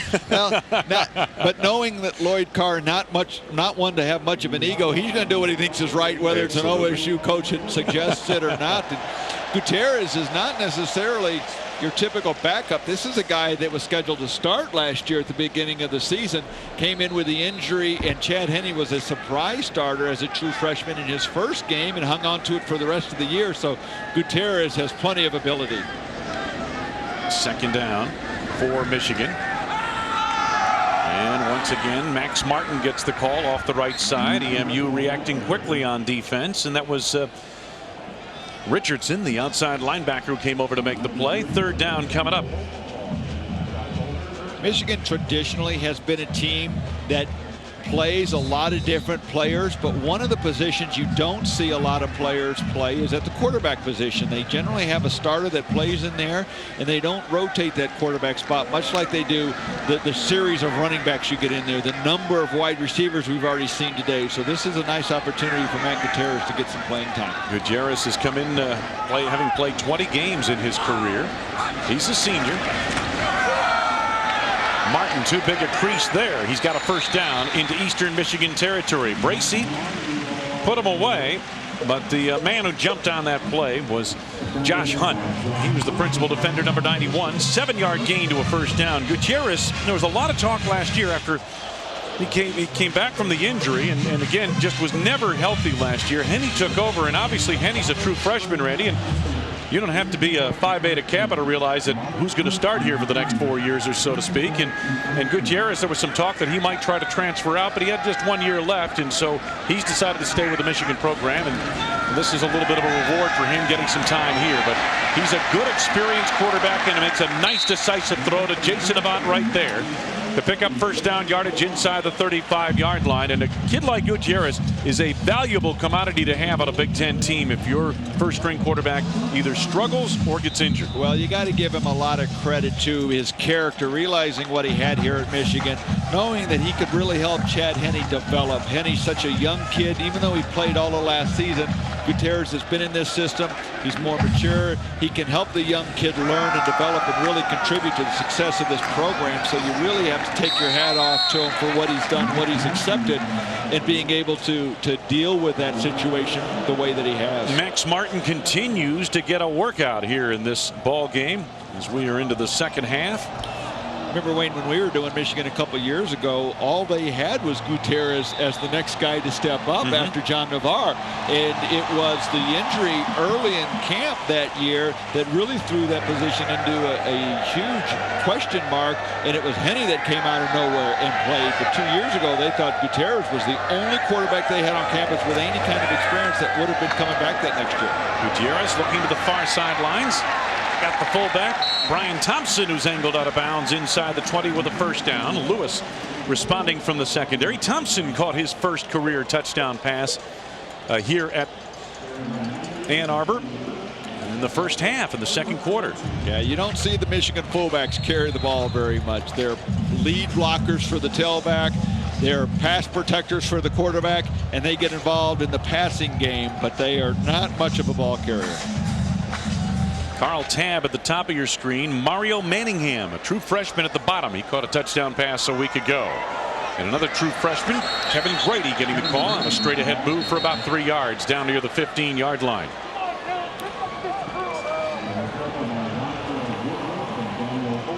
Time now for the Red Roof Inn Red Zone Proficiency. Save at Red Roof Inns with Red's hot deals. And this is Michigan today.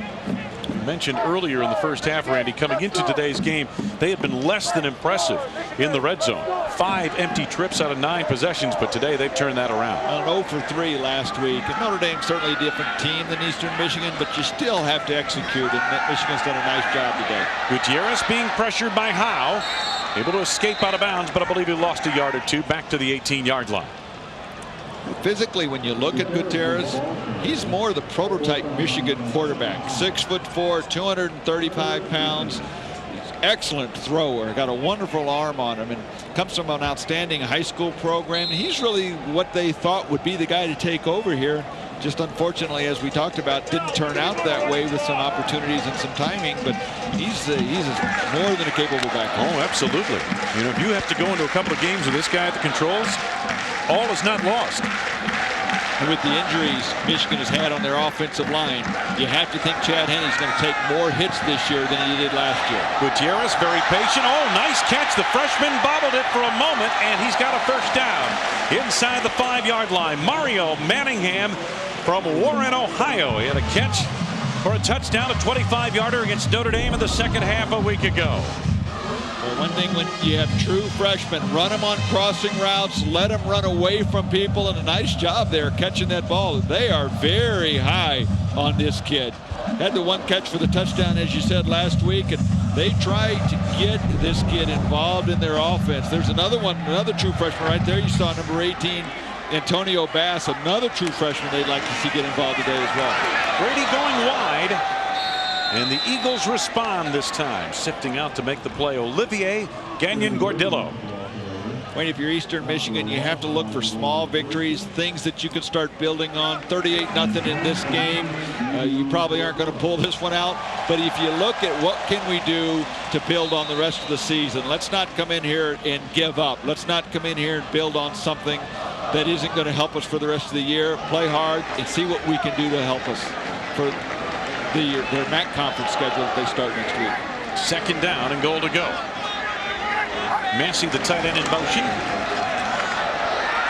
Martin to the outside. Tried to cut it back in. Good play made by Lewis. Stephen Lewis, a senior from Toledo's come up and played tough against the run at times here today. He's the cornerback, the field corner they call him. He plays to the wide side of the field. 12th play of the drive coming up for Michigan here. 9.5 to go in this third quarter. Been all Michigan from the get-go. Started with a 72-yard Steve Breston punt return. Well, special teams was something that Michigan has usually been able to count on, but Breston been quiet this year. They got him involved from the get-go today. So third and goal to go. Gutierrez into the end zone. Breston could not come down and play. DeJuan Bracey had the coverage well measured on the back line of the end zone. Gutierrez wanted to go to his tight end, Tyler Ecker. Pretty good coverage, though, on Ecker. And by the time he came off and found Breston, it was too late and too tight a coverage. You see Gutierrez looking over to his right. There he wants to come back. His tight end's covered, tries to pick Breston up late, but clearly out of bounds there as he makes the catch. Field goal try upcoming. James Bloomsburg for the Michigan Wolverines. 21-yard field goal attempt. And the senior out of Berkeley, California has it through the uprights. Michigan tacks 3 more on the board. They're loving in the big house this afternoon. Michigan by 41. Been a long day for Coach Jeff Jenick.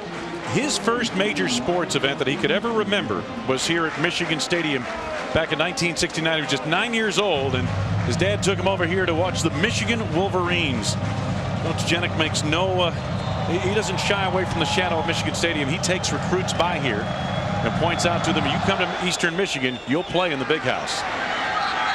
And that's what they're getting a chance to do today. Oh, good stick for the Michigan Wolverines by John Thompson. And I'll tell you what, that was a tough hit right there. Brandon Logan also in that stop, and it'll be 1st and 10 coming up. Let's get down to Quint at the sidelines. Quint. Wayne, head coach Jeff Jenick has his father, George Jenick, on the sideline today with him. His father, George, there he is, played here at Michigan, was the captain in 1959. His photo's up in Schembechler Hall. He said this week, blood is thicker than blue, and you can see him roaming the sidelines. I've been watching him. He's been actually coaching some of Jeff's players. Blood is thicker than blue? Okay. 1st First and 10 for Eastern Michigan. Yeah.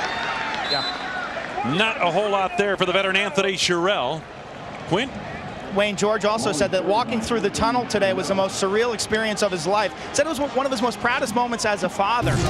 But to walk in as a member of the Eastern Michigan contingent was very strange for him, having been a captain here back in 1959. Keep in mind, he's been a high school coach for over 40 years, so his input on the sideline is certainly welcome. Yeah, absolutely. He knows what he's doing down on the sideline, just not that sideline. He doesn't usually go to that sideline here at Michigan Stadium when he visits. Second down, a little slip handoff and up the middle.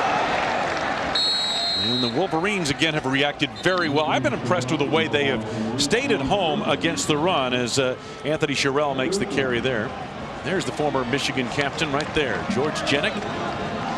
As Quinn pointed out, longtime high school coach. 1959 captain of the Michigan Wolverines. I bet you today he almost went out and reached up and touched the banner.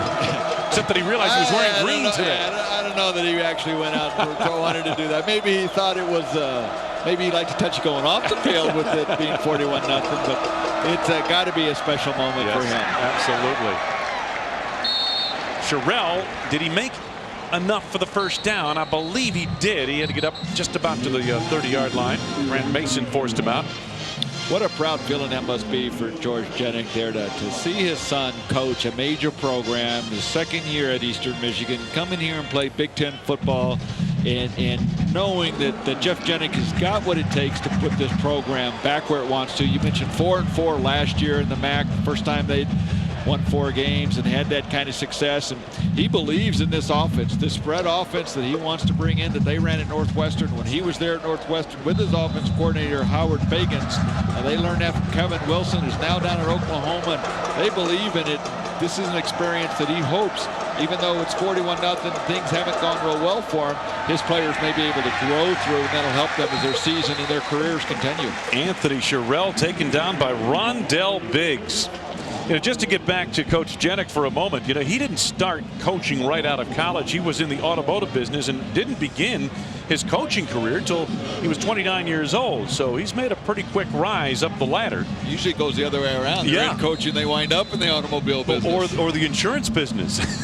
For some reason. You're selling something, because when you're a coach, you're selling your program, you're selling your school. And like we said, Jeff makes no bones about it. He brings kids by here when he brings them out on recruiting trips and says, this is where we intend to play. I had a wonderful visit with him, and just an energetic, enthusiastic guy. He'll do a great job. Off of that Randy Walker staff at Northwestern. Quick toss on a slant for short yardage. Gain of about 6 yards out to the 35-yard line. Michigan very sound fundamentally on the defensive side of the football here today. Behringer and Mason make the stop on Delorier, the big wide receiver who's been quiet today. Been quiet. Michigan been sound in all aspects of their defense. There's Jim Herman there, the defensive coordinator. He was a little bit upset after last week's game. Even though defensively they played fairly well. They played very well defensively. It hasn't been the kind of outpour of success defensively that he wants his defense to have, especially with as many veterans as they had coming back off of their team last year. Lloyd Carr said he liked the way his defense showed up and played physical football, the way they ran to the ball. That's the kind of attitude they need to have throughout the season. Delorier on that first down reception. And the tackle made by Grant Mason. It is a 1st and 10 at the 42-yard line for EMU. So as you mentioned, baby steps, and the Eagles starting to move the football a little bit here. You know, I like the way that they're almost taking the scoreboard out of their decision making. They need to get into something that they feel they can do. Let's work on our plays. Let's coach our kids with what it is we do, and we'll build from that. Comeback screen. A.J. Bennett. Oh, delivered a nice blow on the end of that run into Grant Mason. And he's close to the first down, a gain of 9. Back to Mike Gleason. Well, Wayne, we go back to the Dome. Syracuse hosting Virginia. First trip for the Cavaliers there since '77. Syracuse trying to protect their home turf. Patterson to Kowalski. It's 17-14 now. 3-point game, Virginia on top. Things have tightened considerably there. A quick call here. And Eastern Michigan moves the chains once again. So a nice steady drive as Anthony Sherrill picks it up. John Thompson on the tackle. Haven't seen Tim Connor, the true freshman, in the backfield much at all today. It's been Dwayne Harrison, and in his second half, it's been Anthony Sherrill.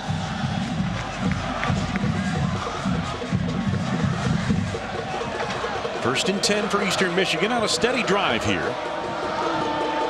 Later stages, third quarter.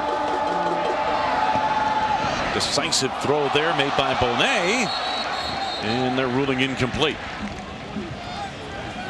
Quinn, there's another story, another connection between the maize and blue and the green and white of Eastern Michigan. Tell us about it. Wayne, you got it. Lloyd Carr was working as a teacher and coach at John Glenn High School in the mid-1970s. He was earning about $20,000 per year. Eastern Michigan offered him its defensive backs coaching position in 1976 for $10,000. He jumped on it, said he wanted to be a college coach. He said he paid his dues. Yeah, he said he doesn't take anything for granted in his life now. He's got a great job, obviously, but he says, I did pay my dues. I never forget that. Quick toss, A.J. Bennett, and he will not go down. And Bennett, with a good effort, picked up the first down on the second effort inside the 35 of Michigan. Quinn? Wayne, he spent 2 years at Eastern Michigan. He said they experienced a dramatic turnaround from 2-9 to 8-3. But after 2 seasons, he moved from EMU to Illinois with Gary Moeller. And then after a brief stop in West Virginia, ended up here in Michigan in 1980. Yeah, he said Don Nalen gave him a break. He had just shown up at West Virginia and been there 2 or 3 months. Michigan called, and Don Nalen said to him, hey, listen, I'm putting together a new staff here, but you should take this job. And Lloyd Carr is one of the guys that when he took over for Gary Moeller, he really never felt he should have been, that he wanted the head coaching job, and that it was a lifelong aspiration, and you never turn it down. And he's been here for a long time, and what a great coach he has been. What a great person and teacher he has been. But you just kind of get the feeling in talking to him that he really thinks he's going to wake up one day and think it's all been a dream, and that it's not something that really has happened to him. Second down at 11.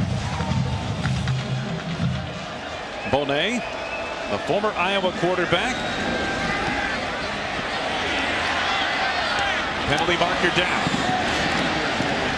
Stacked up right away, Travis Lewis.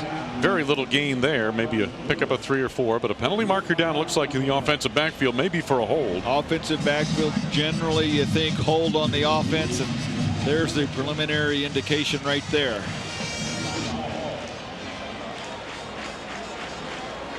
We've had 1 penalty accepted today. 1.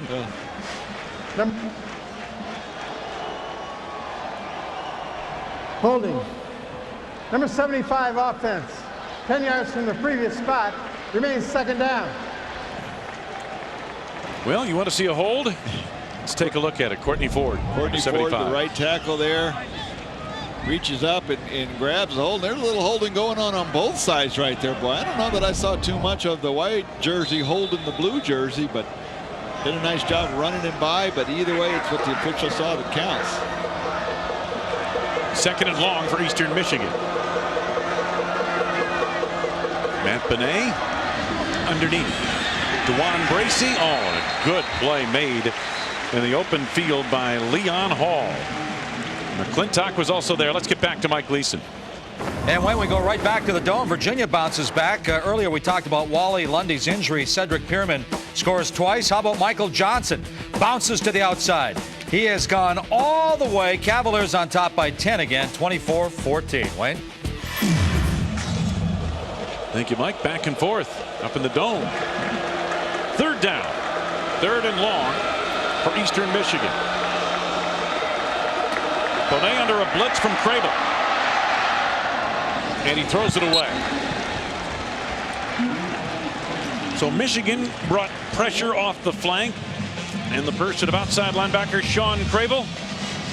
And that foils Eastern Michigan. They bring the punting unit on. A lot of backups for Michigan in on defense this series, and they're not letting up at all. They're still calling aggressive plays and coming after them. Well, you know, when you're a backup and you get your opportunity on it, you don't care what the score is either. Now you go out there and you play harder than sometimes the starters do when they've got a big lead. And that's one of the reasons why you put your backups in.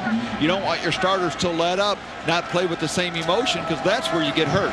Leon Hall back deep. The directional punt squibs across the 15. Hall picks it up near the 8. All dancing, but not very far. Short of the 15-yard line, the Wolverines will start this drive. It has been all Michigan. Matt Gutierrez and the Wolverine offense looking to add to it when we come back.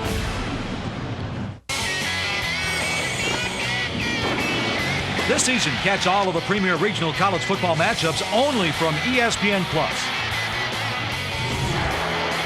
Check the local listings for each Saturday's game and time in your area. ESPN Plus is the best source to follow your hometown team. It's been good for the defense as well for Michigan. Let's take a look at the Cooper Tire defensive stops of the game. Watch this one right here. That's the linebacker David Harrison. Harris on that play, and then Lamar Woodley took over, pressuring the quarterback Matt Bonet, and then responding to the run. And this play, Morgan Trent able to pick it off in the deep secondary. It's been all Michigan on both sides of the ball. Matt Gutierrez, second Michigan quarterback of the day, out of the field. First down of the 12-yard line of Michigan. Starting a rare drive deep in their own territory. Gutierrez looking around. This play is broken down. They don't draw him up this way, folks. Especially with a near interception on the end of it. Blake Smith stepping in front of the intended receiver downfield. They don't draw it up like that, but pretty good coverage by Eastern Michigan not to let a receiver run open for that period of time. Pretty good play by Gutierrez, though, moving around as a flag has come in late there. Looks like it's going to go against the Wolverines. It's either going to be holding or maybe an illegal man downfield. And usually in that case, when the quarterback's running around. Ineligible receiver downfield, number 70 on the offense. Penalty has declined. Second down. That's the word I was looking for. Ineligible rather than illegal. We knew what you meant. Let's not get into that aspect of it, but usually it's one of those linemen they just kind of release. They get lost downfield a little bit. Well, sometimes you see your quarterback running around, you think your quarterback's going to run, so you want to go help out. You start getting a little aggressive. You want to try and make a play, get down, throw a block, and you cross the line. Antonio Bass, the freshman receiver, in motion. Big hole up the middle, and a first down run once again for Max Martin. He played special teams last year as a true freshman. Second on the team with 123 rushing yards at 3 carries for 18 yards against Texas in the Rose Bowl last year as a true freshman. Well, I think Lloyd Carr's got to be happy with what he's seen out of Max Martin. He's a back that's held on to the ball. You never know how long Michael Hart's going to be out. That hamstring that he's got now, it could be a week, it could be a month, it could be however long, and you don't know how quickly the kid heals because he's such a young player, just a sophomore this year. Max Martin has done a nice job running inside, running hard. He's got the speed to run to the outside, and most importantly, he's held on to the football. Yes, he has, and he's close to 120 yards rushing now. Richardson and Lewis make the stop after a 9-yard gain for Max Martin. How things change. Martin played special teams last year, comes in, he sees a fellow freshman, Hart, get all the attention. Big Ten freshman of the year, doesn't give up, works hard, comes back, and bang, right after the first game. In the second game where Hart got hurt, Martin gets his shot now. Kevin Grady, another true freshman, gets recruited, comes in here, gets a lot of the limelight, and Martin just pays his dues and keeps working hard. And so far, at least today, seems to be working out for him. And does practice count? Boy, it sure does in a program like this one. They said that Max Martin had the best week of practice of anybody, and they gave him a shot. They gave him the start here this afternoon and featured him. Not just a start, but they featured him. And you know, Wayne, I've always felt practice helps your younger players more because those guys continue to get better. You don't really know what you got. You don't know whether a kid's not a practice player but a gamer, as you can find out when players get to be seniors and fifth-year seniors. Your freshman, your sophomore, your 18, 19-year-olds, they're going to get a lot better as they practice. They're also building strength, and their bodies change much more, so you don't want to give up on them too early, and you have to evaluate them during practice. Second and short, Gutierrez on the keeper. He's 6'4" and 231, so that's an easy play for him to fall forward and pick up the first down. especially behind the physical front line of the Michigan Wolverines. No, Wayne, that's always a good lesson to learn. A lot of times these kids have had so much success in high school, they don't practice as hard. Sometimes they play both sides of the ball in high school, and they just tend to take it off during practice because they know they're going to play in a game and they want to save it for the weekend, and they're usually playing with bumps and bruises. At the college level, you better be a good practice player if you want to play early in your career. Got some backups in on that offensive line for Michigan. And this is Grady getting the call. He pile drives for a few yards. Gain of about 3. They've got Adam Cross replaced by Mark Beal at the center position. Beal is a junior. Number 54 in the middle of that line. Reuben Riley is still in there right tackle because they're out of right tackle. Yeah, they may not have any other tackles, period. And you talk about Mark Beal in there for Adam Krause. That was a very tough, very tight competition at the center position as to who was going to wind up being the starter this year. And it was. Came right down to the wire. And Adam Krause was just a little bit better. Bass again in motion. Grady bouncing to the outside and yanked down. Just short of the 40-yard line, and this quarter winding to a close. Matt Gutierrez piloting the Michigan Wolverines as we head to the fourth quarter. Michigan has been very good in all phases, starting with special teams, efficient offense, and defense big time. Strike up the band. They've been striking it up all day. Michigan a quiet third quarter after a 28-point first quarter, 10 in the second, 3 more in the third. The Wolverines putting together a steady drive here as we enter the fourth quarter. Wayne Larrivee along with Randy Wright, Quint Kasnick down to the sidelines. Great to have you with us from Michigan Stadium. Matt Gutierrez at quarterback. Massey has it out of bounds. Mike Massey, who is the younger brother of co-captain Pat Massey, the big defensive tackle. Patrick goes 6'8" and about 285, and Mike is no shrimp. He's 6'4" and 238. Boy, it's tough to be 6'4", 238 and be the smaller of the two brothers. This is my little brother. Well, they asked Pat Massey, did you ever beat your younger brother up when he was a kid? All the time, he said. You know? As though he would admit it if he didn't. All the time. Why not? He had the advantage. 1st and 10. EMU showed a blitz. Big running play. Well executed running play to the outside. Jerome Jackson followed his blocking. Very patient run. Let that play set up. And he picks up first down yardage inside the 45-yard line of Eastern Michigan. Jeremy Perry, Rontrell Woodruff on the stop. 14-yard gain. When you're talking about Mike Massey, the tight end, and Pat Massey's older brother, Michigan it's been tight end by committee since Massaquoi went down in the first game. Had the broken elbow, broken arm in the first game, and don't know how long he's going to be out, but Michigan needs to have a tight end involved in their passing game. It's one of the things that they have always done, and it's important to this offense that one of the tight ends steps up and gets involved. Gutierrez to the freshman. Shaking loose at the 20. Manningham inside the 20 to the 18-yard line. Talking to Jason Avant, the senior wide receiver, and he mentioned to us, and Terry Malone said it as well, he said you're going to be talking about these receivers, Manningham and Bass, for a long time here at Michigan. Boy, Manningham, you like the way he runs with the ball after the catch. He's quick, he's looking down the field, where's the opening?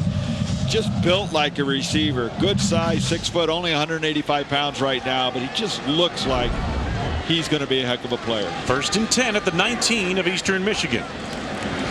Gutierrez, that one-step drop. Bass in the flat, makes the first man miss. And another. Holtzclaw finally gets him down inside the 10-yard line. He's got a first down.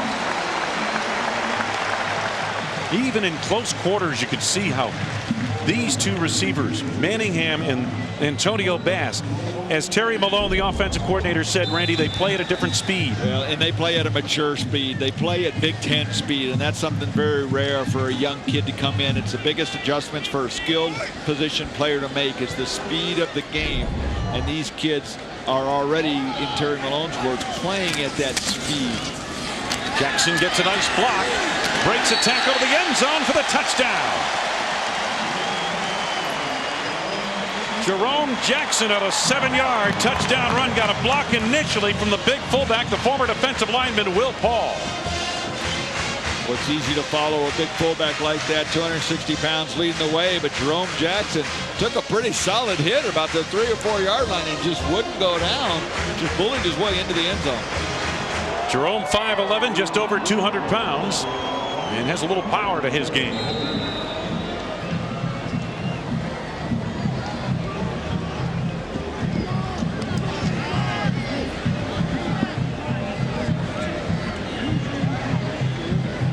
Garrett Rivas, his day apparently done. James Bloomsburg getting an opportunity. Kicks the extra point. Had a field goal earlier.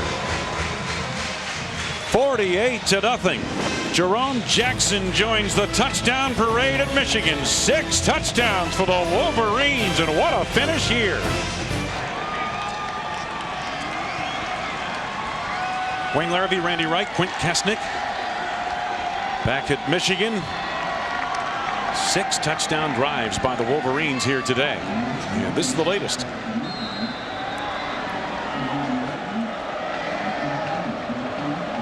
Been a long day for that man, the defensive end, Kevin Howe. He's played hard.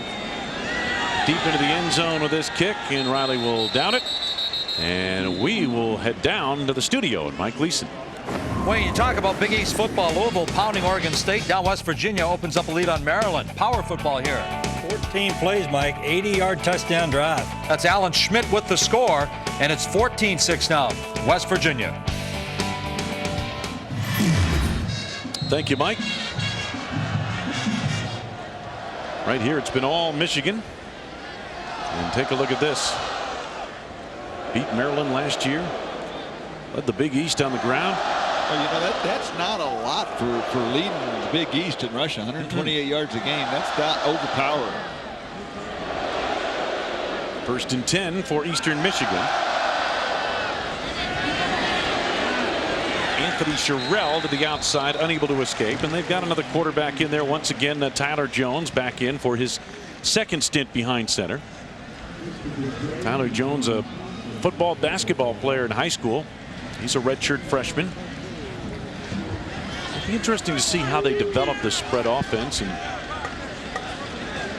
this is a guy that, you know, maybe you can certainly work this offense with his capability on the ground, where he's able to move back and forth. That's what they wanted. When they put in this offense, they really wanted a running back who could throw it a little bit, but they wanted a running back. Penalty marker down here.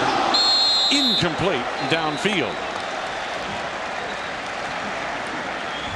Leaping attempt made by John Bonner, a true freshman out of Dayton. He absorbed a hit. Quinn? Yeah. Wayne, since 1950, Eastern Michigan has had 12 different helmets. They've gone through 16 different head coaches. They've had 9 different mascots. Remember, they switched from the Hurons to the Eagles. All the while, Michigan has stuck with the winged helmet, which came here from Princeton University in 1938.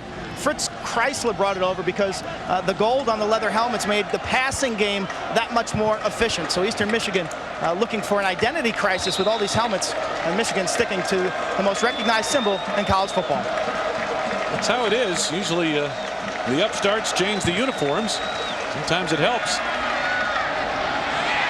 Nobody home for Eastern Michigan. He's trying to get it downfield to John Bonner. I wonder if Tyler Jones got crossed up on the pattern. Could have it. It's just maybe just lack of experience is certainly working with some of these receivers. But Wayne, one of the first things a coach does as he comes into a new program is change the uniforms. It's a lot easier to change the uniforms than it is to change the people. And sure you put your own stamp on it, and there have been a number of them, as Quinn had said, a number of coaches in different uniforms. In the Big Ten, the most graphic illustration of that point, Randy, was when Hayden Fry went into Iowa, a losing program, and at the time he went in there, the Pittsburgh Steelers are coming off 4 Super Bowl championships, and he made the Iowa colors the Pittsburgh Steeler uniforms, and they've been that way ever since. He had some success. Michigan will start in Eastern Michigan territory. Just over 12 minutes left to go in the 4th quarter at the Big House. Well, when you're at Michigan, you have to take a stop through the Hall of Fame at Schembechler Hall, which is where the football operation is based. There is Charles Woodson's Heisman Trophy. There are 3 Heisman trophies in there. won by Michigan players. And there is the man they named the hall after, Bo Schembechler, on hand here today. He's got a smile on his face too. I guess 48-0's pretty comfortable for him. He's happy. He's seeing his Wolverines run the football. That's what he knows, and that's what he likes.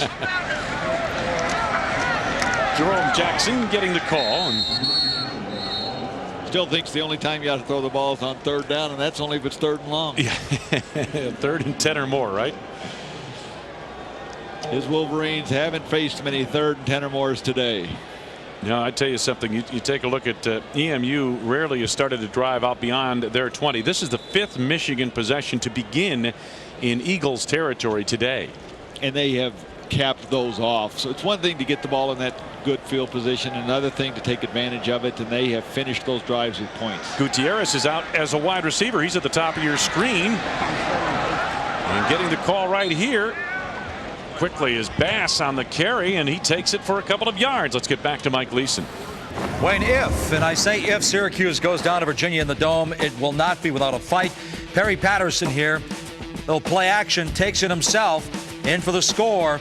Not a 10-point game anymore. 24-21, Virginia by 3. Wayne. All right, thank you, Mike. Back and forth there. Meanwhile, Antonio Bass, you saw him take a snap. He was a running quarterback in high school. He rushed for over 2,100 yards and passed for almost 1,000 yards in his high school career. Gutierrez back behind center. Carl Tabb, the veteran, makes the catch out on the flank of the offense. He's a redshirt junior out of Ann Arbor. Lyle Garrison made the tackle. But Antonio Bass is again, a wide receiver, a former quarterback. Steve Breston, if they really had to go 3 deep at quarterback, well, the third one would be Jeff Castle, who's been in this program for quite a while, and then Steve Breston would get the call. They've got a couple of good freshman quarterbacks. They want a red shirt, and they've got Chad Henne here for a few more years. So, you know, that's what they're trying to do. They're not hurting for guys who are capable of being emergency quarterbacks, that's for sure. They take those guys that are outstanding athletes and capable of playing some other positions, and they develop those players at those positions, and it has worked out well for them. They have got a number of those guys that would fit that today. Elijah Bradley hit by Steven Bednarik for a loss of yardage back near the 35-yard line. You're right, Randy. And you know, the other program that used to do that was Illinois with Ron Turner. He would recruit a lot of quarterbacks, and he would take most of them and switch them out to wide receiver. Like Walter Young and a couple of others like that.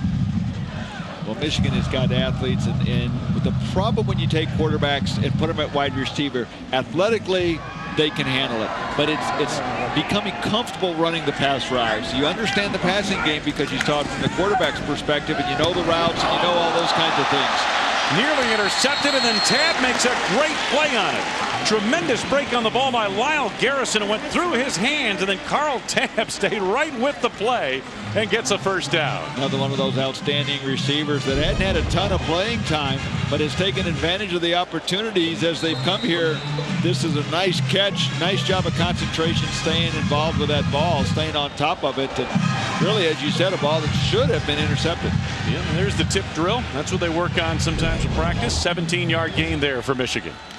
7 different receivers have caught passes, and they've used a bevy of running backs. Elijah Bradley. I've got 4 running backs by my count who've been in the game for Michigan here this afternoon. Well, and they've had success with all of them. And Max Martin, boy, he is a guy that you're going to hear his name quite a bit. And even when Michael Hart comes back, often you don't come back from hamstring injuries 100% the first time you're back. It's a slow process that you work your way into. But Max Martin has really left an impression.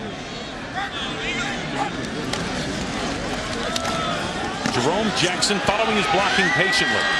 Spinning close to a touchdown. He's brought down right inside the 1-yard line.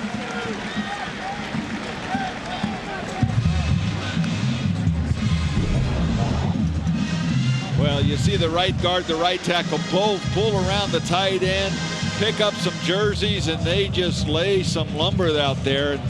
Bradley doing a nice job of running hard, as you said, just short of the goal line.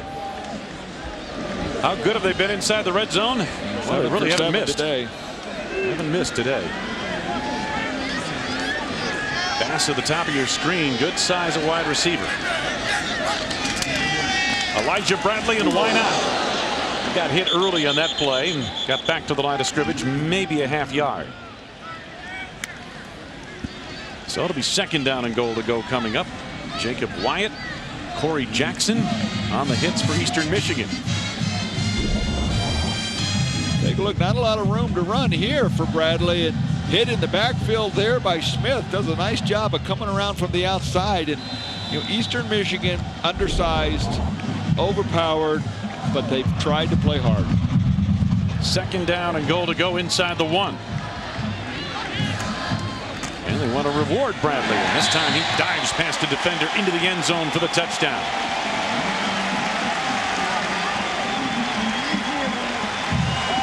Elijah Bradley, junior, redshirt junior out of Hercules, California.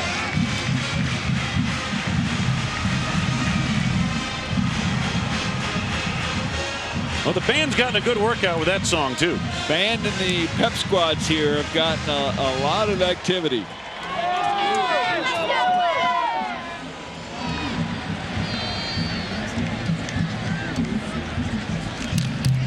And the extra point is good. So Michigan continues to build. 55-0 Michigan. 7th touchdown of the day for the Wolverines. Well, 55 donut with 8:37 left to go in the 4th. Today's All-State Good Hands play happened back in the 2nd quarter. Mepone under pressure, put it up for grabs, and Travis Lewis went up and grabbed it for one of the biggest plays of the day for Eastern Michigan. Kickoff booms nearly through the end zone. It'll be 1st and 10 for the Eagles at the 20-yard line.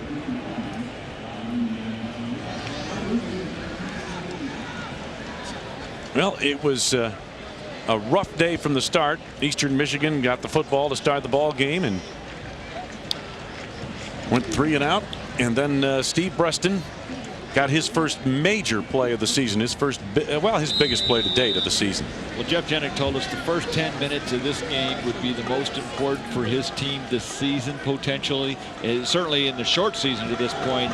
And it was all Michigan with special teams plays. It wasn't so much offensive play or defensive play. Though they stopped them and forced them to punt, it was the 2 special teams plays early in that first quarter that set the pace. 1-step drop, quick toss to the flank. Boy, Michigan's been all over this spread offense. Well, Lloyd Carr told us that he was not very happy with the way Michigan had defended the spread offense in the past. They struggled with it against Northwestern. They struggled with it against Texas. They spent a lot of time trying to prepare for it in this training camp this season. A lot of time trying to prepare for it because more and more teams are going to it. And although the talent level is not the same as what they've seen with some of the other teams that run the spread, the formations and the philosophy are the same, and they've done a much better job stopping it today. Comes the running quarterback, Tyler Jones. Close to a first down out near the 30-yard line. Leon Hall, the Michigan cornerback, junior out of Vista, California, mentioned this week. He said, you know, we spent a good portion of the fall camp preparing for the spread offense because they knew they'd see it today. They knew they'd see it later in the season, of course, against Northwestern. Well, and I think they've struggled with it, as we just talked about, over the last couple of years. And some of the teams, and if you're Michigan, you're trying to compete for the national title. And some of the teams that have had such success on a national level run that spread offense, and most notably you think of Texas and Oklahoma. They both run that spread offense and have been national powers for the last couple of years. So if that's where you want to go, you got to figure out a way to stop it. And one of those days, watch this. The turf gremlins got them. Even the turf is making tackles here today. It's tough to play the defense and the grab. Jim Herman's got the turf fired up. 2nd down.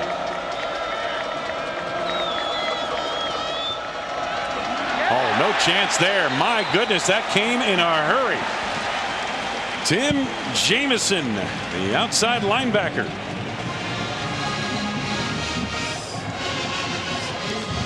I like the way Jeff Jenick is giving his backup quarterback Tyler Jones a chance to play. And And Jones may not like being in this play, but he's getting this experience, and boy, just a bull rush there. No chance for Jones. I like the fact that if one quarterback is struggling and Matt Bonet, you're pulling him out, you're letting Tyler Jones get a shot out here, and he's played a couple series in the first half, and he's been playing most of the second half now, and it will give him a little bit of experience and a thrill. A.J. Bennett draws a crowd off the pass from Tyler Jones. Sean Crable and Tim Jamison collaborate on the stop. But you have to like what Jeff Jenick has got going at Eastern Michigan. They've certainly struggled today, but this offense, he believes in it. It's going to take him a while to recruit the kind of players he needs to run this kind of offense, especially your offensive line. You need smaller, quicker linemen, but you give him a chance to go out and recruit those kind of players, and he's going to have an exciting team. You know, the student section has enjoyed this game today. Andrew Wellick on in punt formation. Manningham back deep for Michigan. Let's see if he gets a chance at this one. Allows it to hit on the 26, and it backs up. EMU downs it near the 29-yard line. 5:19 left to go at Michigan. A break here in this second half. This is the Liberty Mutual play of the game. First punt return of the day. They tried to kick it away from Preston, but he was able to pick up and cut into the open field. 72 yards downfield. They finally got him to the ground. Nelson Drew, touchdown saving tackle, but not for long. 3 plays later, Michigan was in the end zone behind Max Martin.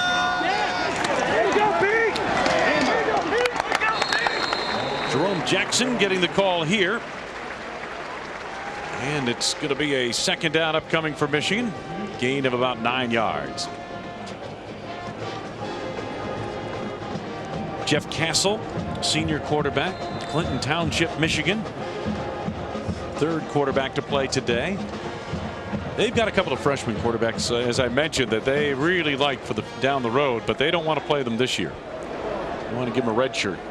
Well, especially when you got Chad Henne, who looks like he's going to be here for this is sophomore year and then 2 more. Quarterback draw. This is Antonio Bass, I beg your pardon. And he picks up a first down. Back to the sidelines, Quint Kestner. Wayne, did you ever wonder how the 300-pounders on this Michigan team can maintain their weight? Well, we sat down with Matt Lentz this week, the right guard, who's 6'6", 311, and he took us through a typical daily meal plan. It's nicknamed Paul Bunyan by his teammates, and the calorie intake is off the charts, 5,000 calories per day. He eats 6 meals a day. Grazing is the key. His girlfriend says he never stops eating. Take a look. He's got breakfast, lunch, dinner, 3 snacks in between. And a lot of those things are plural. Pork fillets, plural. A few sandwiches. Keep in mind the normal diet is around 2,000 calories, and Matt's putting away about 5,000, Wayne. Oh, my goodness. Never stops eating, she says, huh? You know, you have to work to keep a physique like that. You know, it's not easy, Randy. You don't often see a diet like that and have a physique like that, and nor do you want to. But if you're a quarterback, as you were, you want to see a bunch of those guys in front of you. You know, the mac and cheese, the old college steak, as they call it. Eastern Michigan. One thing about the Eagles, they have played hard into the second half, and a lot of their backups are in there as well, getting their opportunity to play. Corey Riley, Spencer Smith on that stop for Eastern Michigan. Jeremy Perry's played well at times here today. He's shown up a little bit. Second and long for the Wolverines. They haven't had many of these.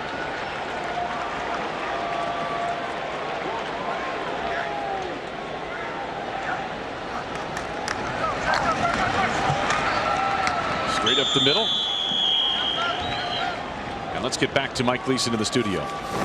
Wayne, ACC Big East, West Virginia, Maryland. This one is going to go down to the wires. Check out JoJo Walker, Derek Finner, great blocking.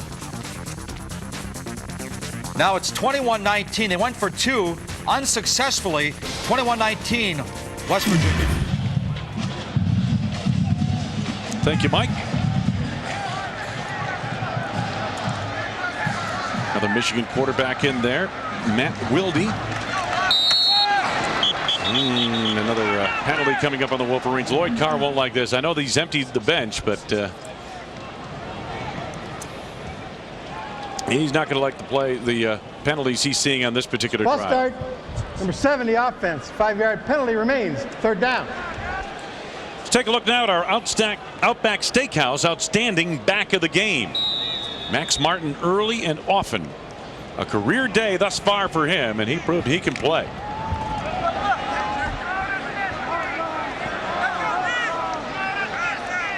Third and long for Michigan.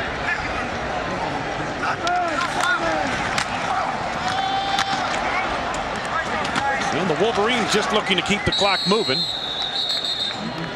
And it'll be 4th down for Michigan. So a rare punting situation coming up as Bradley got the call on that carry. Elijah Bradley. Things get a little tougher for the Wolverines. Opening Big Ten play next week at Wisconsin and then at Michigan State. And we said earlier this was the game they had to fix their problems, and I've got to think they got a lot of answers and answers they like to some of the questions they had coming into today's game. Back on track offensively, defensively, inside the red zone, did a lot of good things.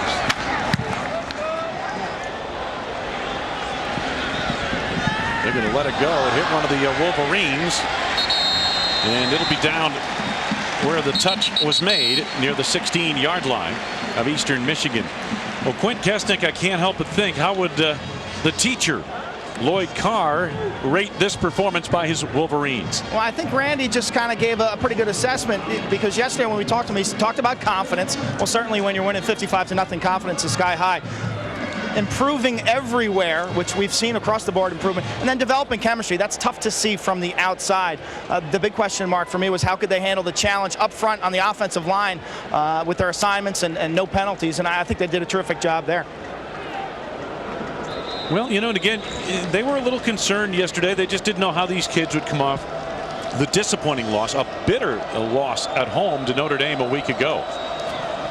And they came out and they played their game. They played very efficiently and just have allowed nothing on the ground, next to nothing on the ground, Randy. That's been the most impressive aspect of this effort. I agree. Regardless of whether you're playing Eastern Michigan or you're playing Notre Dame, to dominate any team the way they have today on both sides of the ball, they could have been playing Notre Dame and they would have been very successful today. They could have been playing Wisconsin and been very successful the way they came out and did it today. 2nd down, loss of a couple of yards in that play. Tyler Jones at quarterback, finishing up for Eastern Michigan.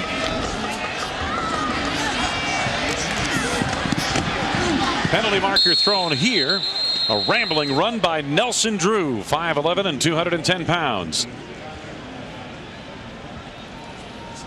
Let's see what Steve Newman has. Face mask on the defense, tacked on to the end of the run, 5 yards. 1st down. Our player of the game is brought to you by Jack Link's Beef Jerky. Feed your wild side. I would say Jason Avant went wild today. 8 receptions, 93 yards, couple of touchdowns for Jason Avant. It's funny, he proudly points out that he's from Carver High School in Chicago, and of course Carver gave Michigan one Cassie Russell, and the building just across the way from Michigan Stadium, the basketball arena they call the house that Cassie built.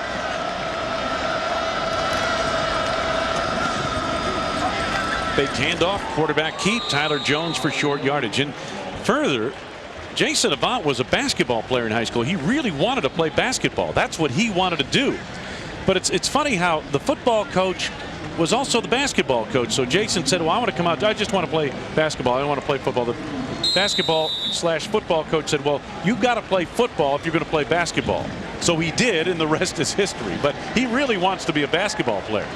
And the fact that he's only 6'1", that probably contributed to his football decision as well.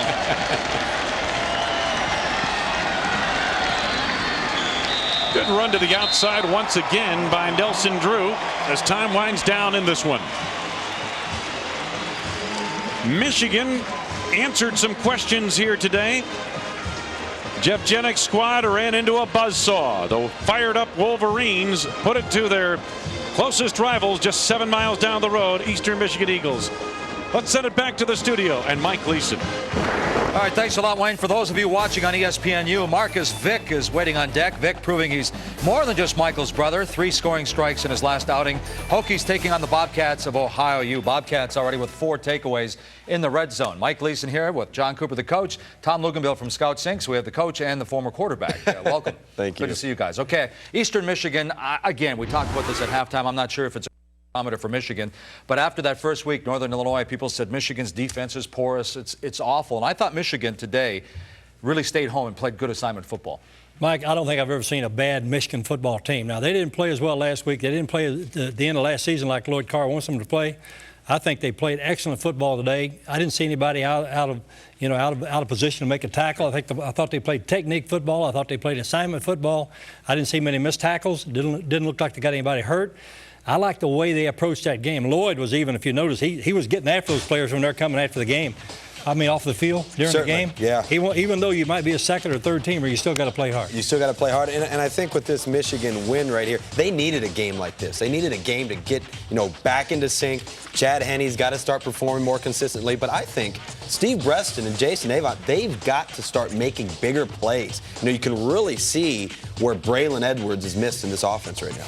Well, you see 49 yards to Eastern Michigan, 411, 244 to Notre Dame. You saw that graphic, only 56, though, in the second half. Who really stood out for you with Michigan in your mind today? I mean, all summer long I heard about, obviously, Mike Hart had 1,400 yards last year. We heard that Kevin Grady was playing so well, but Max Martin may be the fastest of the 3 backs. We finally got a chance to see Max Martin. Max Martin is the guy that got my attention today for one reason. He's going to make Kevin Grady a better football player. Lloyd was talking about before the game, Coach Carr was.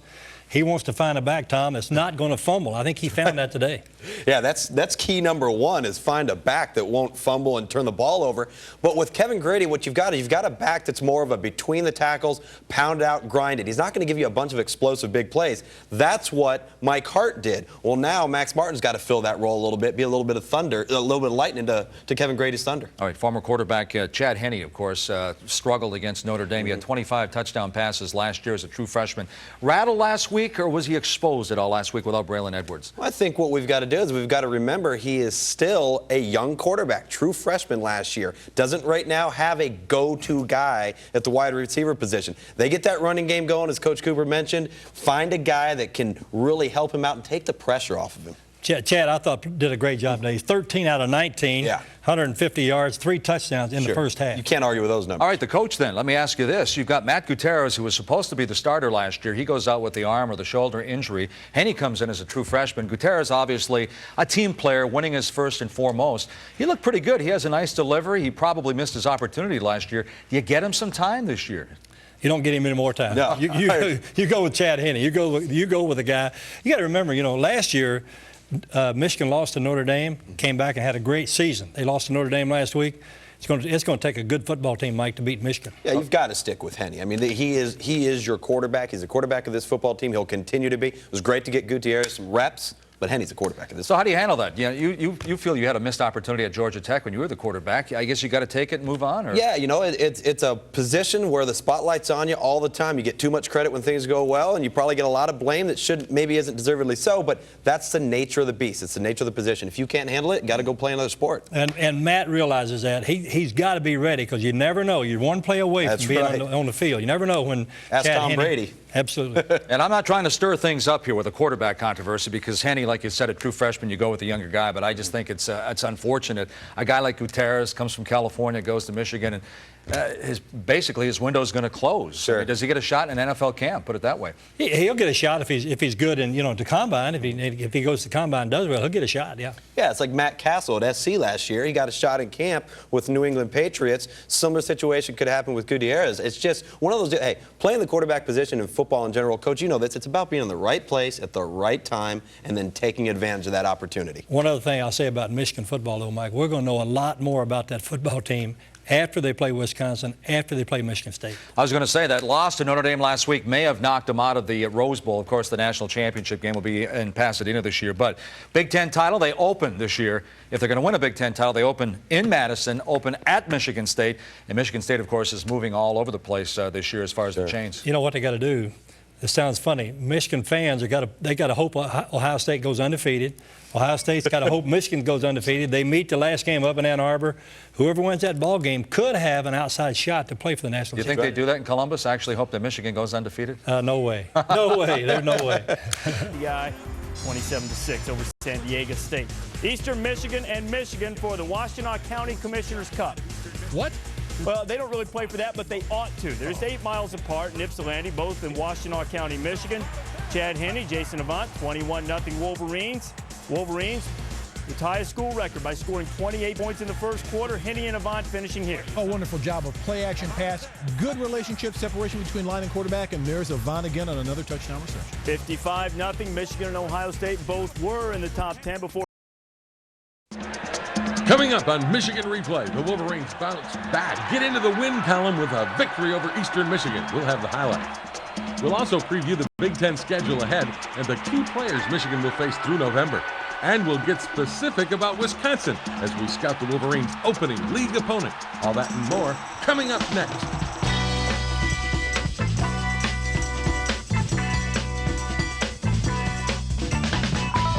Michigan Replay with Lloyd Carr is brought to you in part by Pepsi. It's the Cola. By Chevrolet. Chevy drives the Motor City. See your Detroit area Chevy dealers today or log on to DetroitAreaChevyDealers.com. By LaSalle Bank. Proud to support the University of Michigan football program. LaSalle Bank, making more possible. And by Big Boy Restaurants. Big Boy makes you say, oh boy.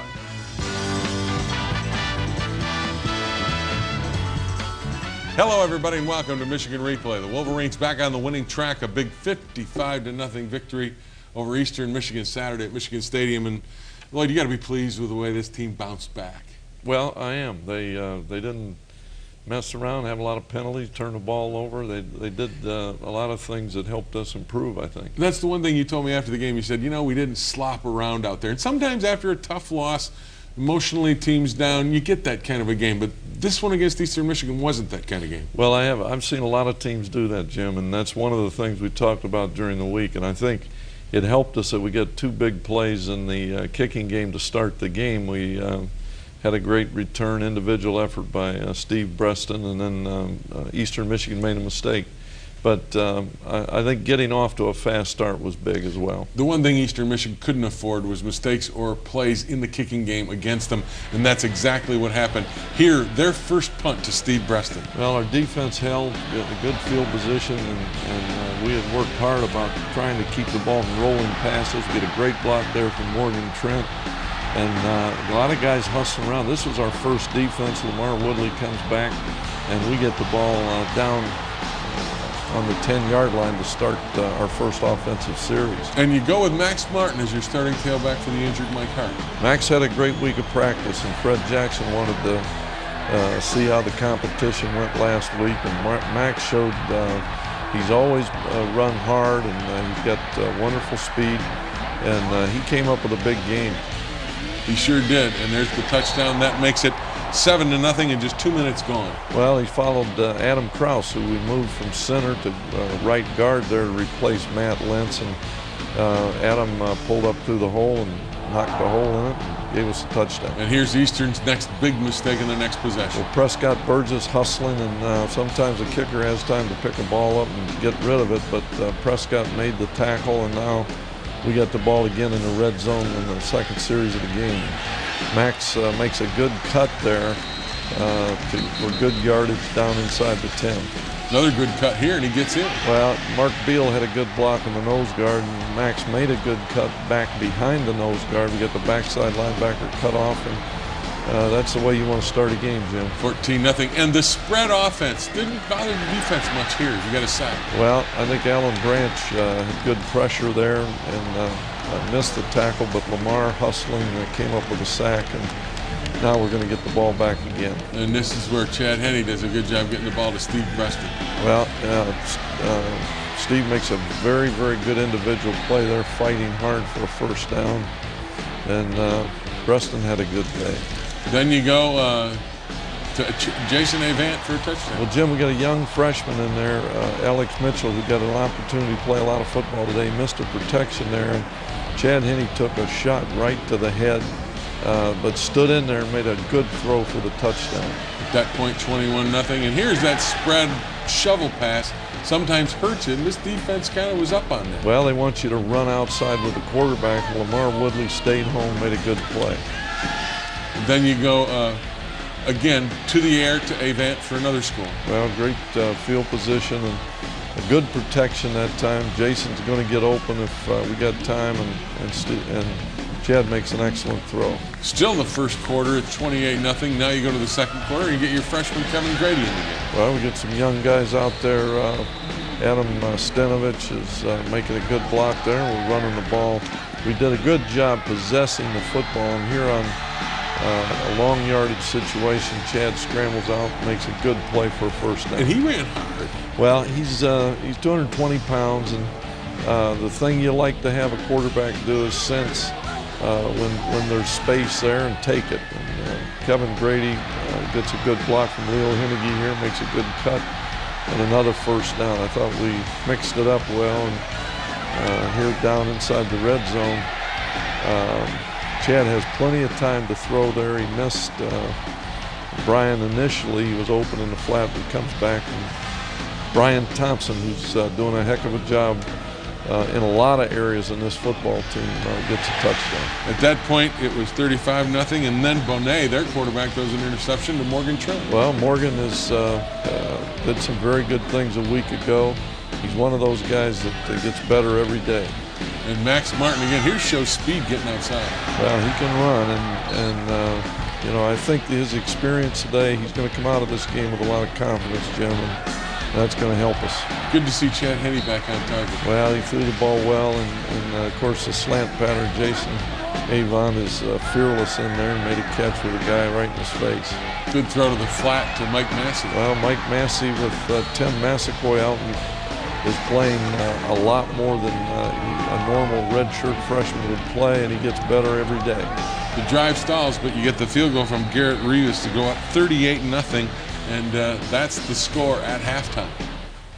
Yes, it is. Big first half for you. Well, I think, Jim, you know, the good news for us is we wanted to go in there and win the game, obviously, but we wanted to do it in a way that we could improve some of the things. We were not careless with the football, which we have been in the two opening games.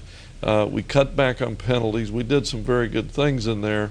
So I'm pleased because I think we're going into the Big Ten Conference feeling good about ourselves. All right. When we come back, we will take a look at the second half highlights. Before we do, we hear from Steve Breston, who says his punt return opening that game really set the tone. Nah, I get everything started. Everything started in practice. You know, everybody was working hard. Came off a tough loss, and I think everybody was just focused and just ready to get out here and get another win.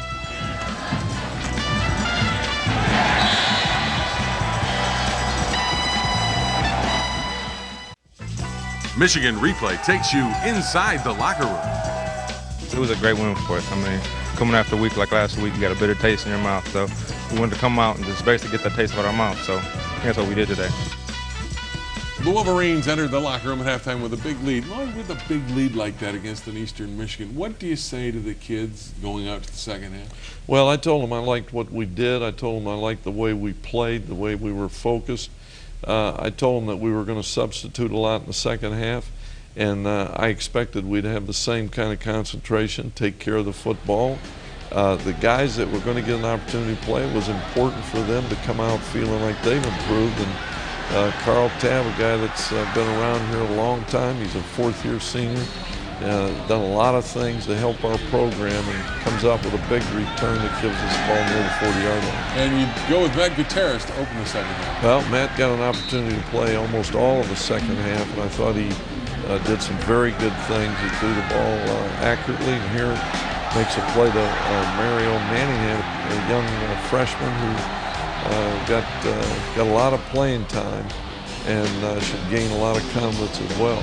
All right, drive stalls. You go with Bloomsburg for the field goal. Well, James Bloomsburg is a guy that has been around here quite a while. He came here without a scholarship, but he's really competed well, and he's had an opportunity to make a contribution, and he did. that point, it's 41-0. Defense continues to play well. Pierre Woods makes a play.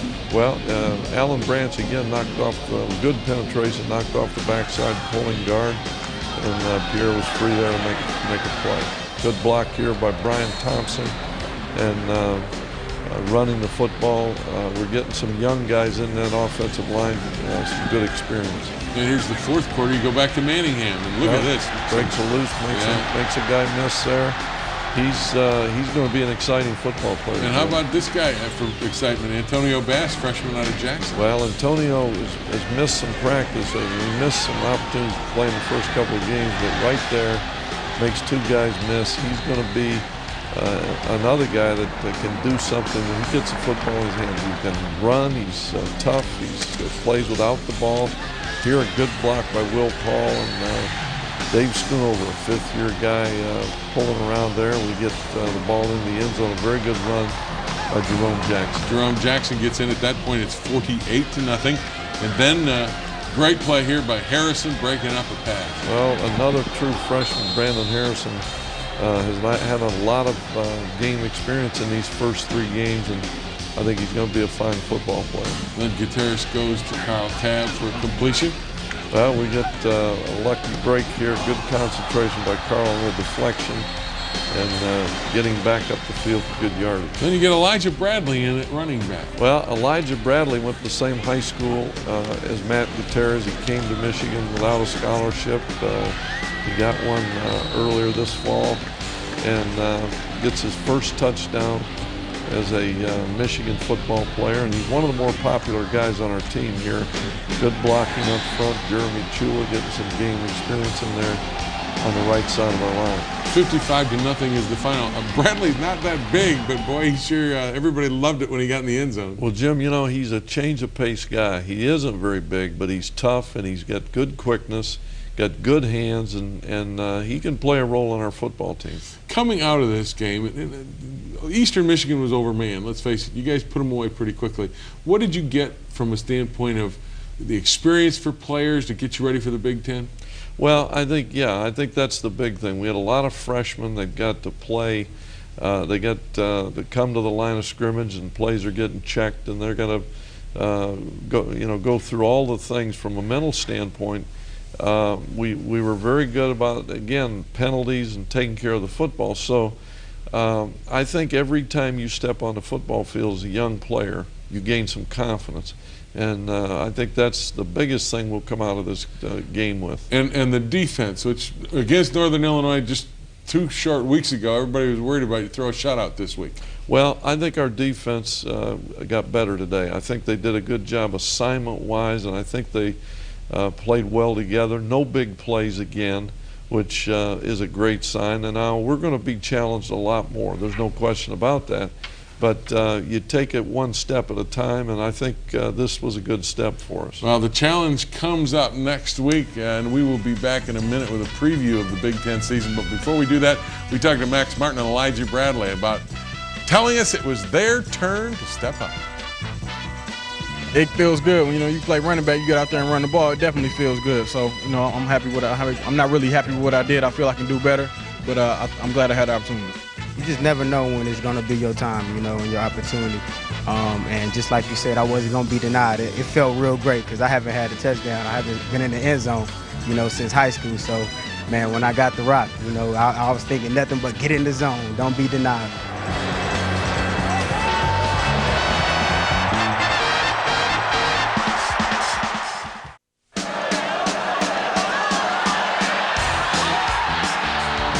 With the opening of the Big Ten schedule next week, the Wolverines are facing a very stiff challenge to repeat as Big Ten champs.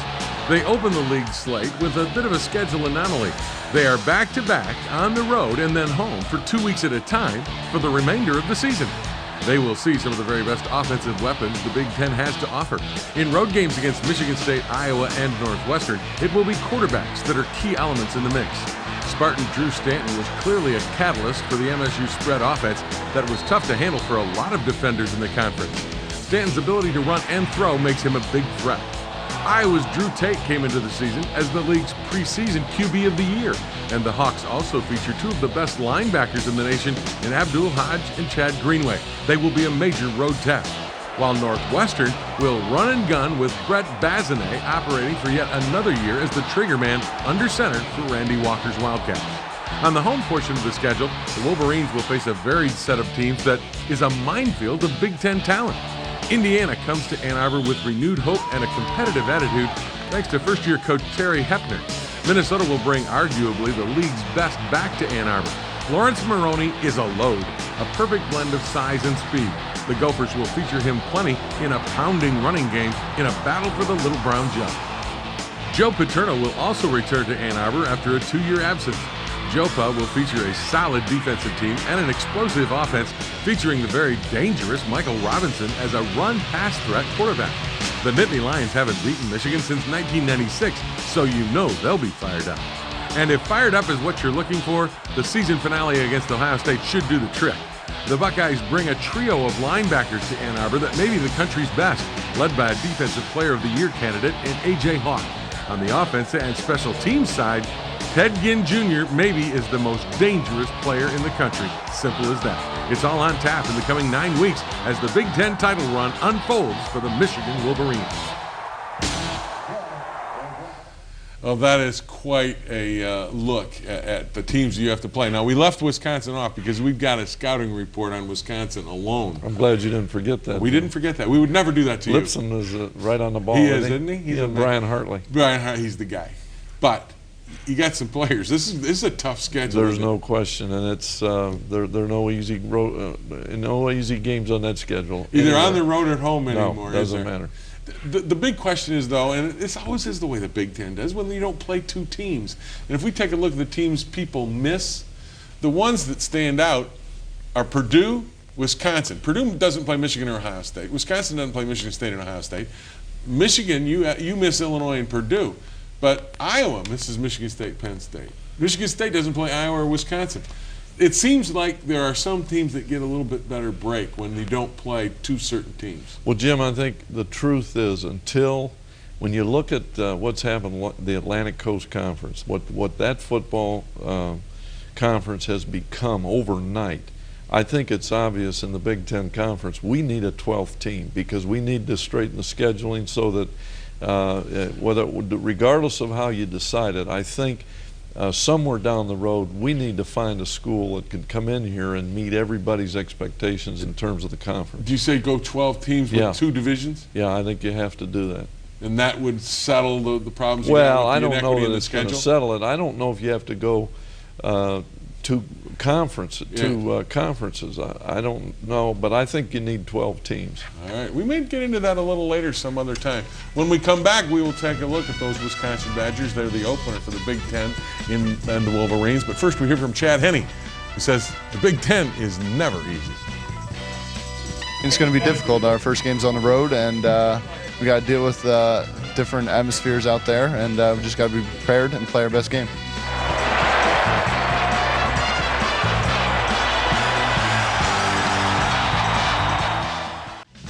Michigan Replay takes you inside the locker room. They got a good team, good program, so overall, we got to come out and have a great week of preparation. I think we can play hard, we can compete with anybody, so the defense as a whole, offense, everybody, we're just going to have to do a good job this week in practice. Well, that's the whole key. You got to go out and do your job in practice so you can do it in a game. And against Wisconsin, which is Michigan's Big Ten opener at Camp Randall, they are a good football team. And Coach, Barry Alvarez, a good buddy of yours, is last year coaching. I like him. I like the job he's done. I think he's been great for college football, the Big Ten Conference. And he's always got a team that's tough, physically ready to play.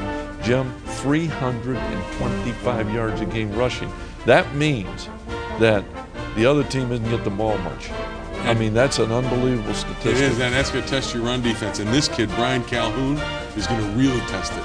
I have heard that Barry's told people Brian Calhoun may be the best back he's ever coached. Now, Ron Dane won the Heisman. He's had a few other great backs. And Anthony Davis wasn't bad. Anthony Davis wasn't bad, and he's had some others. So, and a great return guy in Brandon Williams, who's also averaging 16 yards a catch as a wide receiver. Now, the other thing is defensively, they're rebuilding that defense, but they got guys that can play. Wisconsin always plays tough defense. Well, they lost some guys up front, but Kurt Ware returns. He's an outstanding football player. and two linebackers I think that are typical of the Wisconsin mold. They're big, they're tough, they're strong, and they're very physical. Mark Zalewski and Dontez Sanders. And that will be a test indeed for you on the road. And I would guess heading into this game that the key thing right there becomes defensively, you must stop the run. I mean, is that the name of the game? Well, there's no question, because if you don't stop the run, they're not going to throw it. They're not going to do anything else. And you're not going to get the ball. Well, that's the deal. They want to control the football. They're good special teams. They want to play for field position, and that's just the way Barry's always played. And of course, Camp Randall is a very, very difficult place to play it. And we haven't been there since they renovated it, and everybody tells me it's louder and better than ever. I don't know how that could be.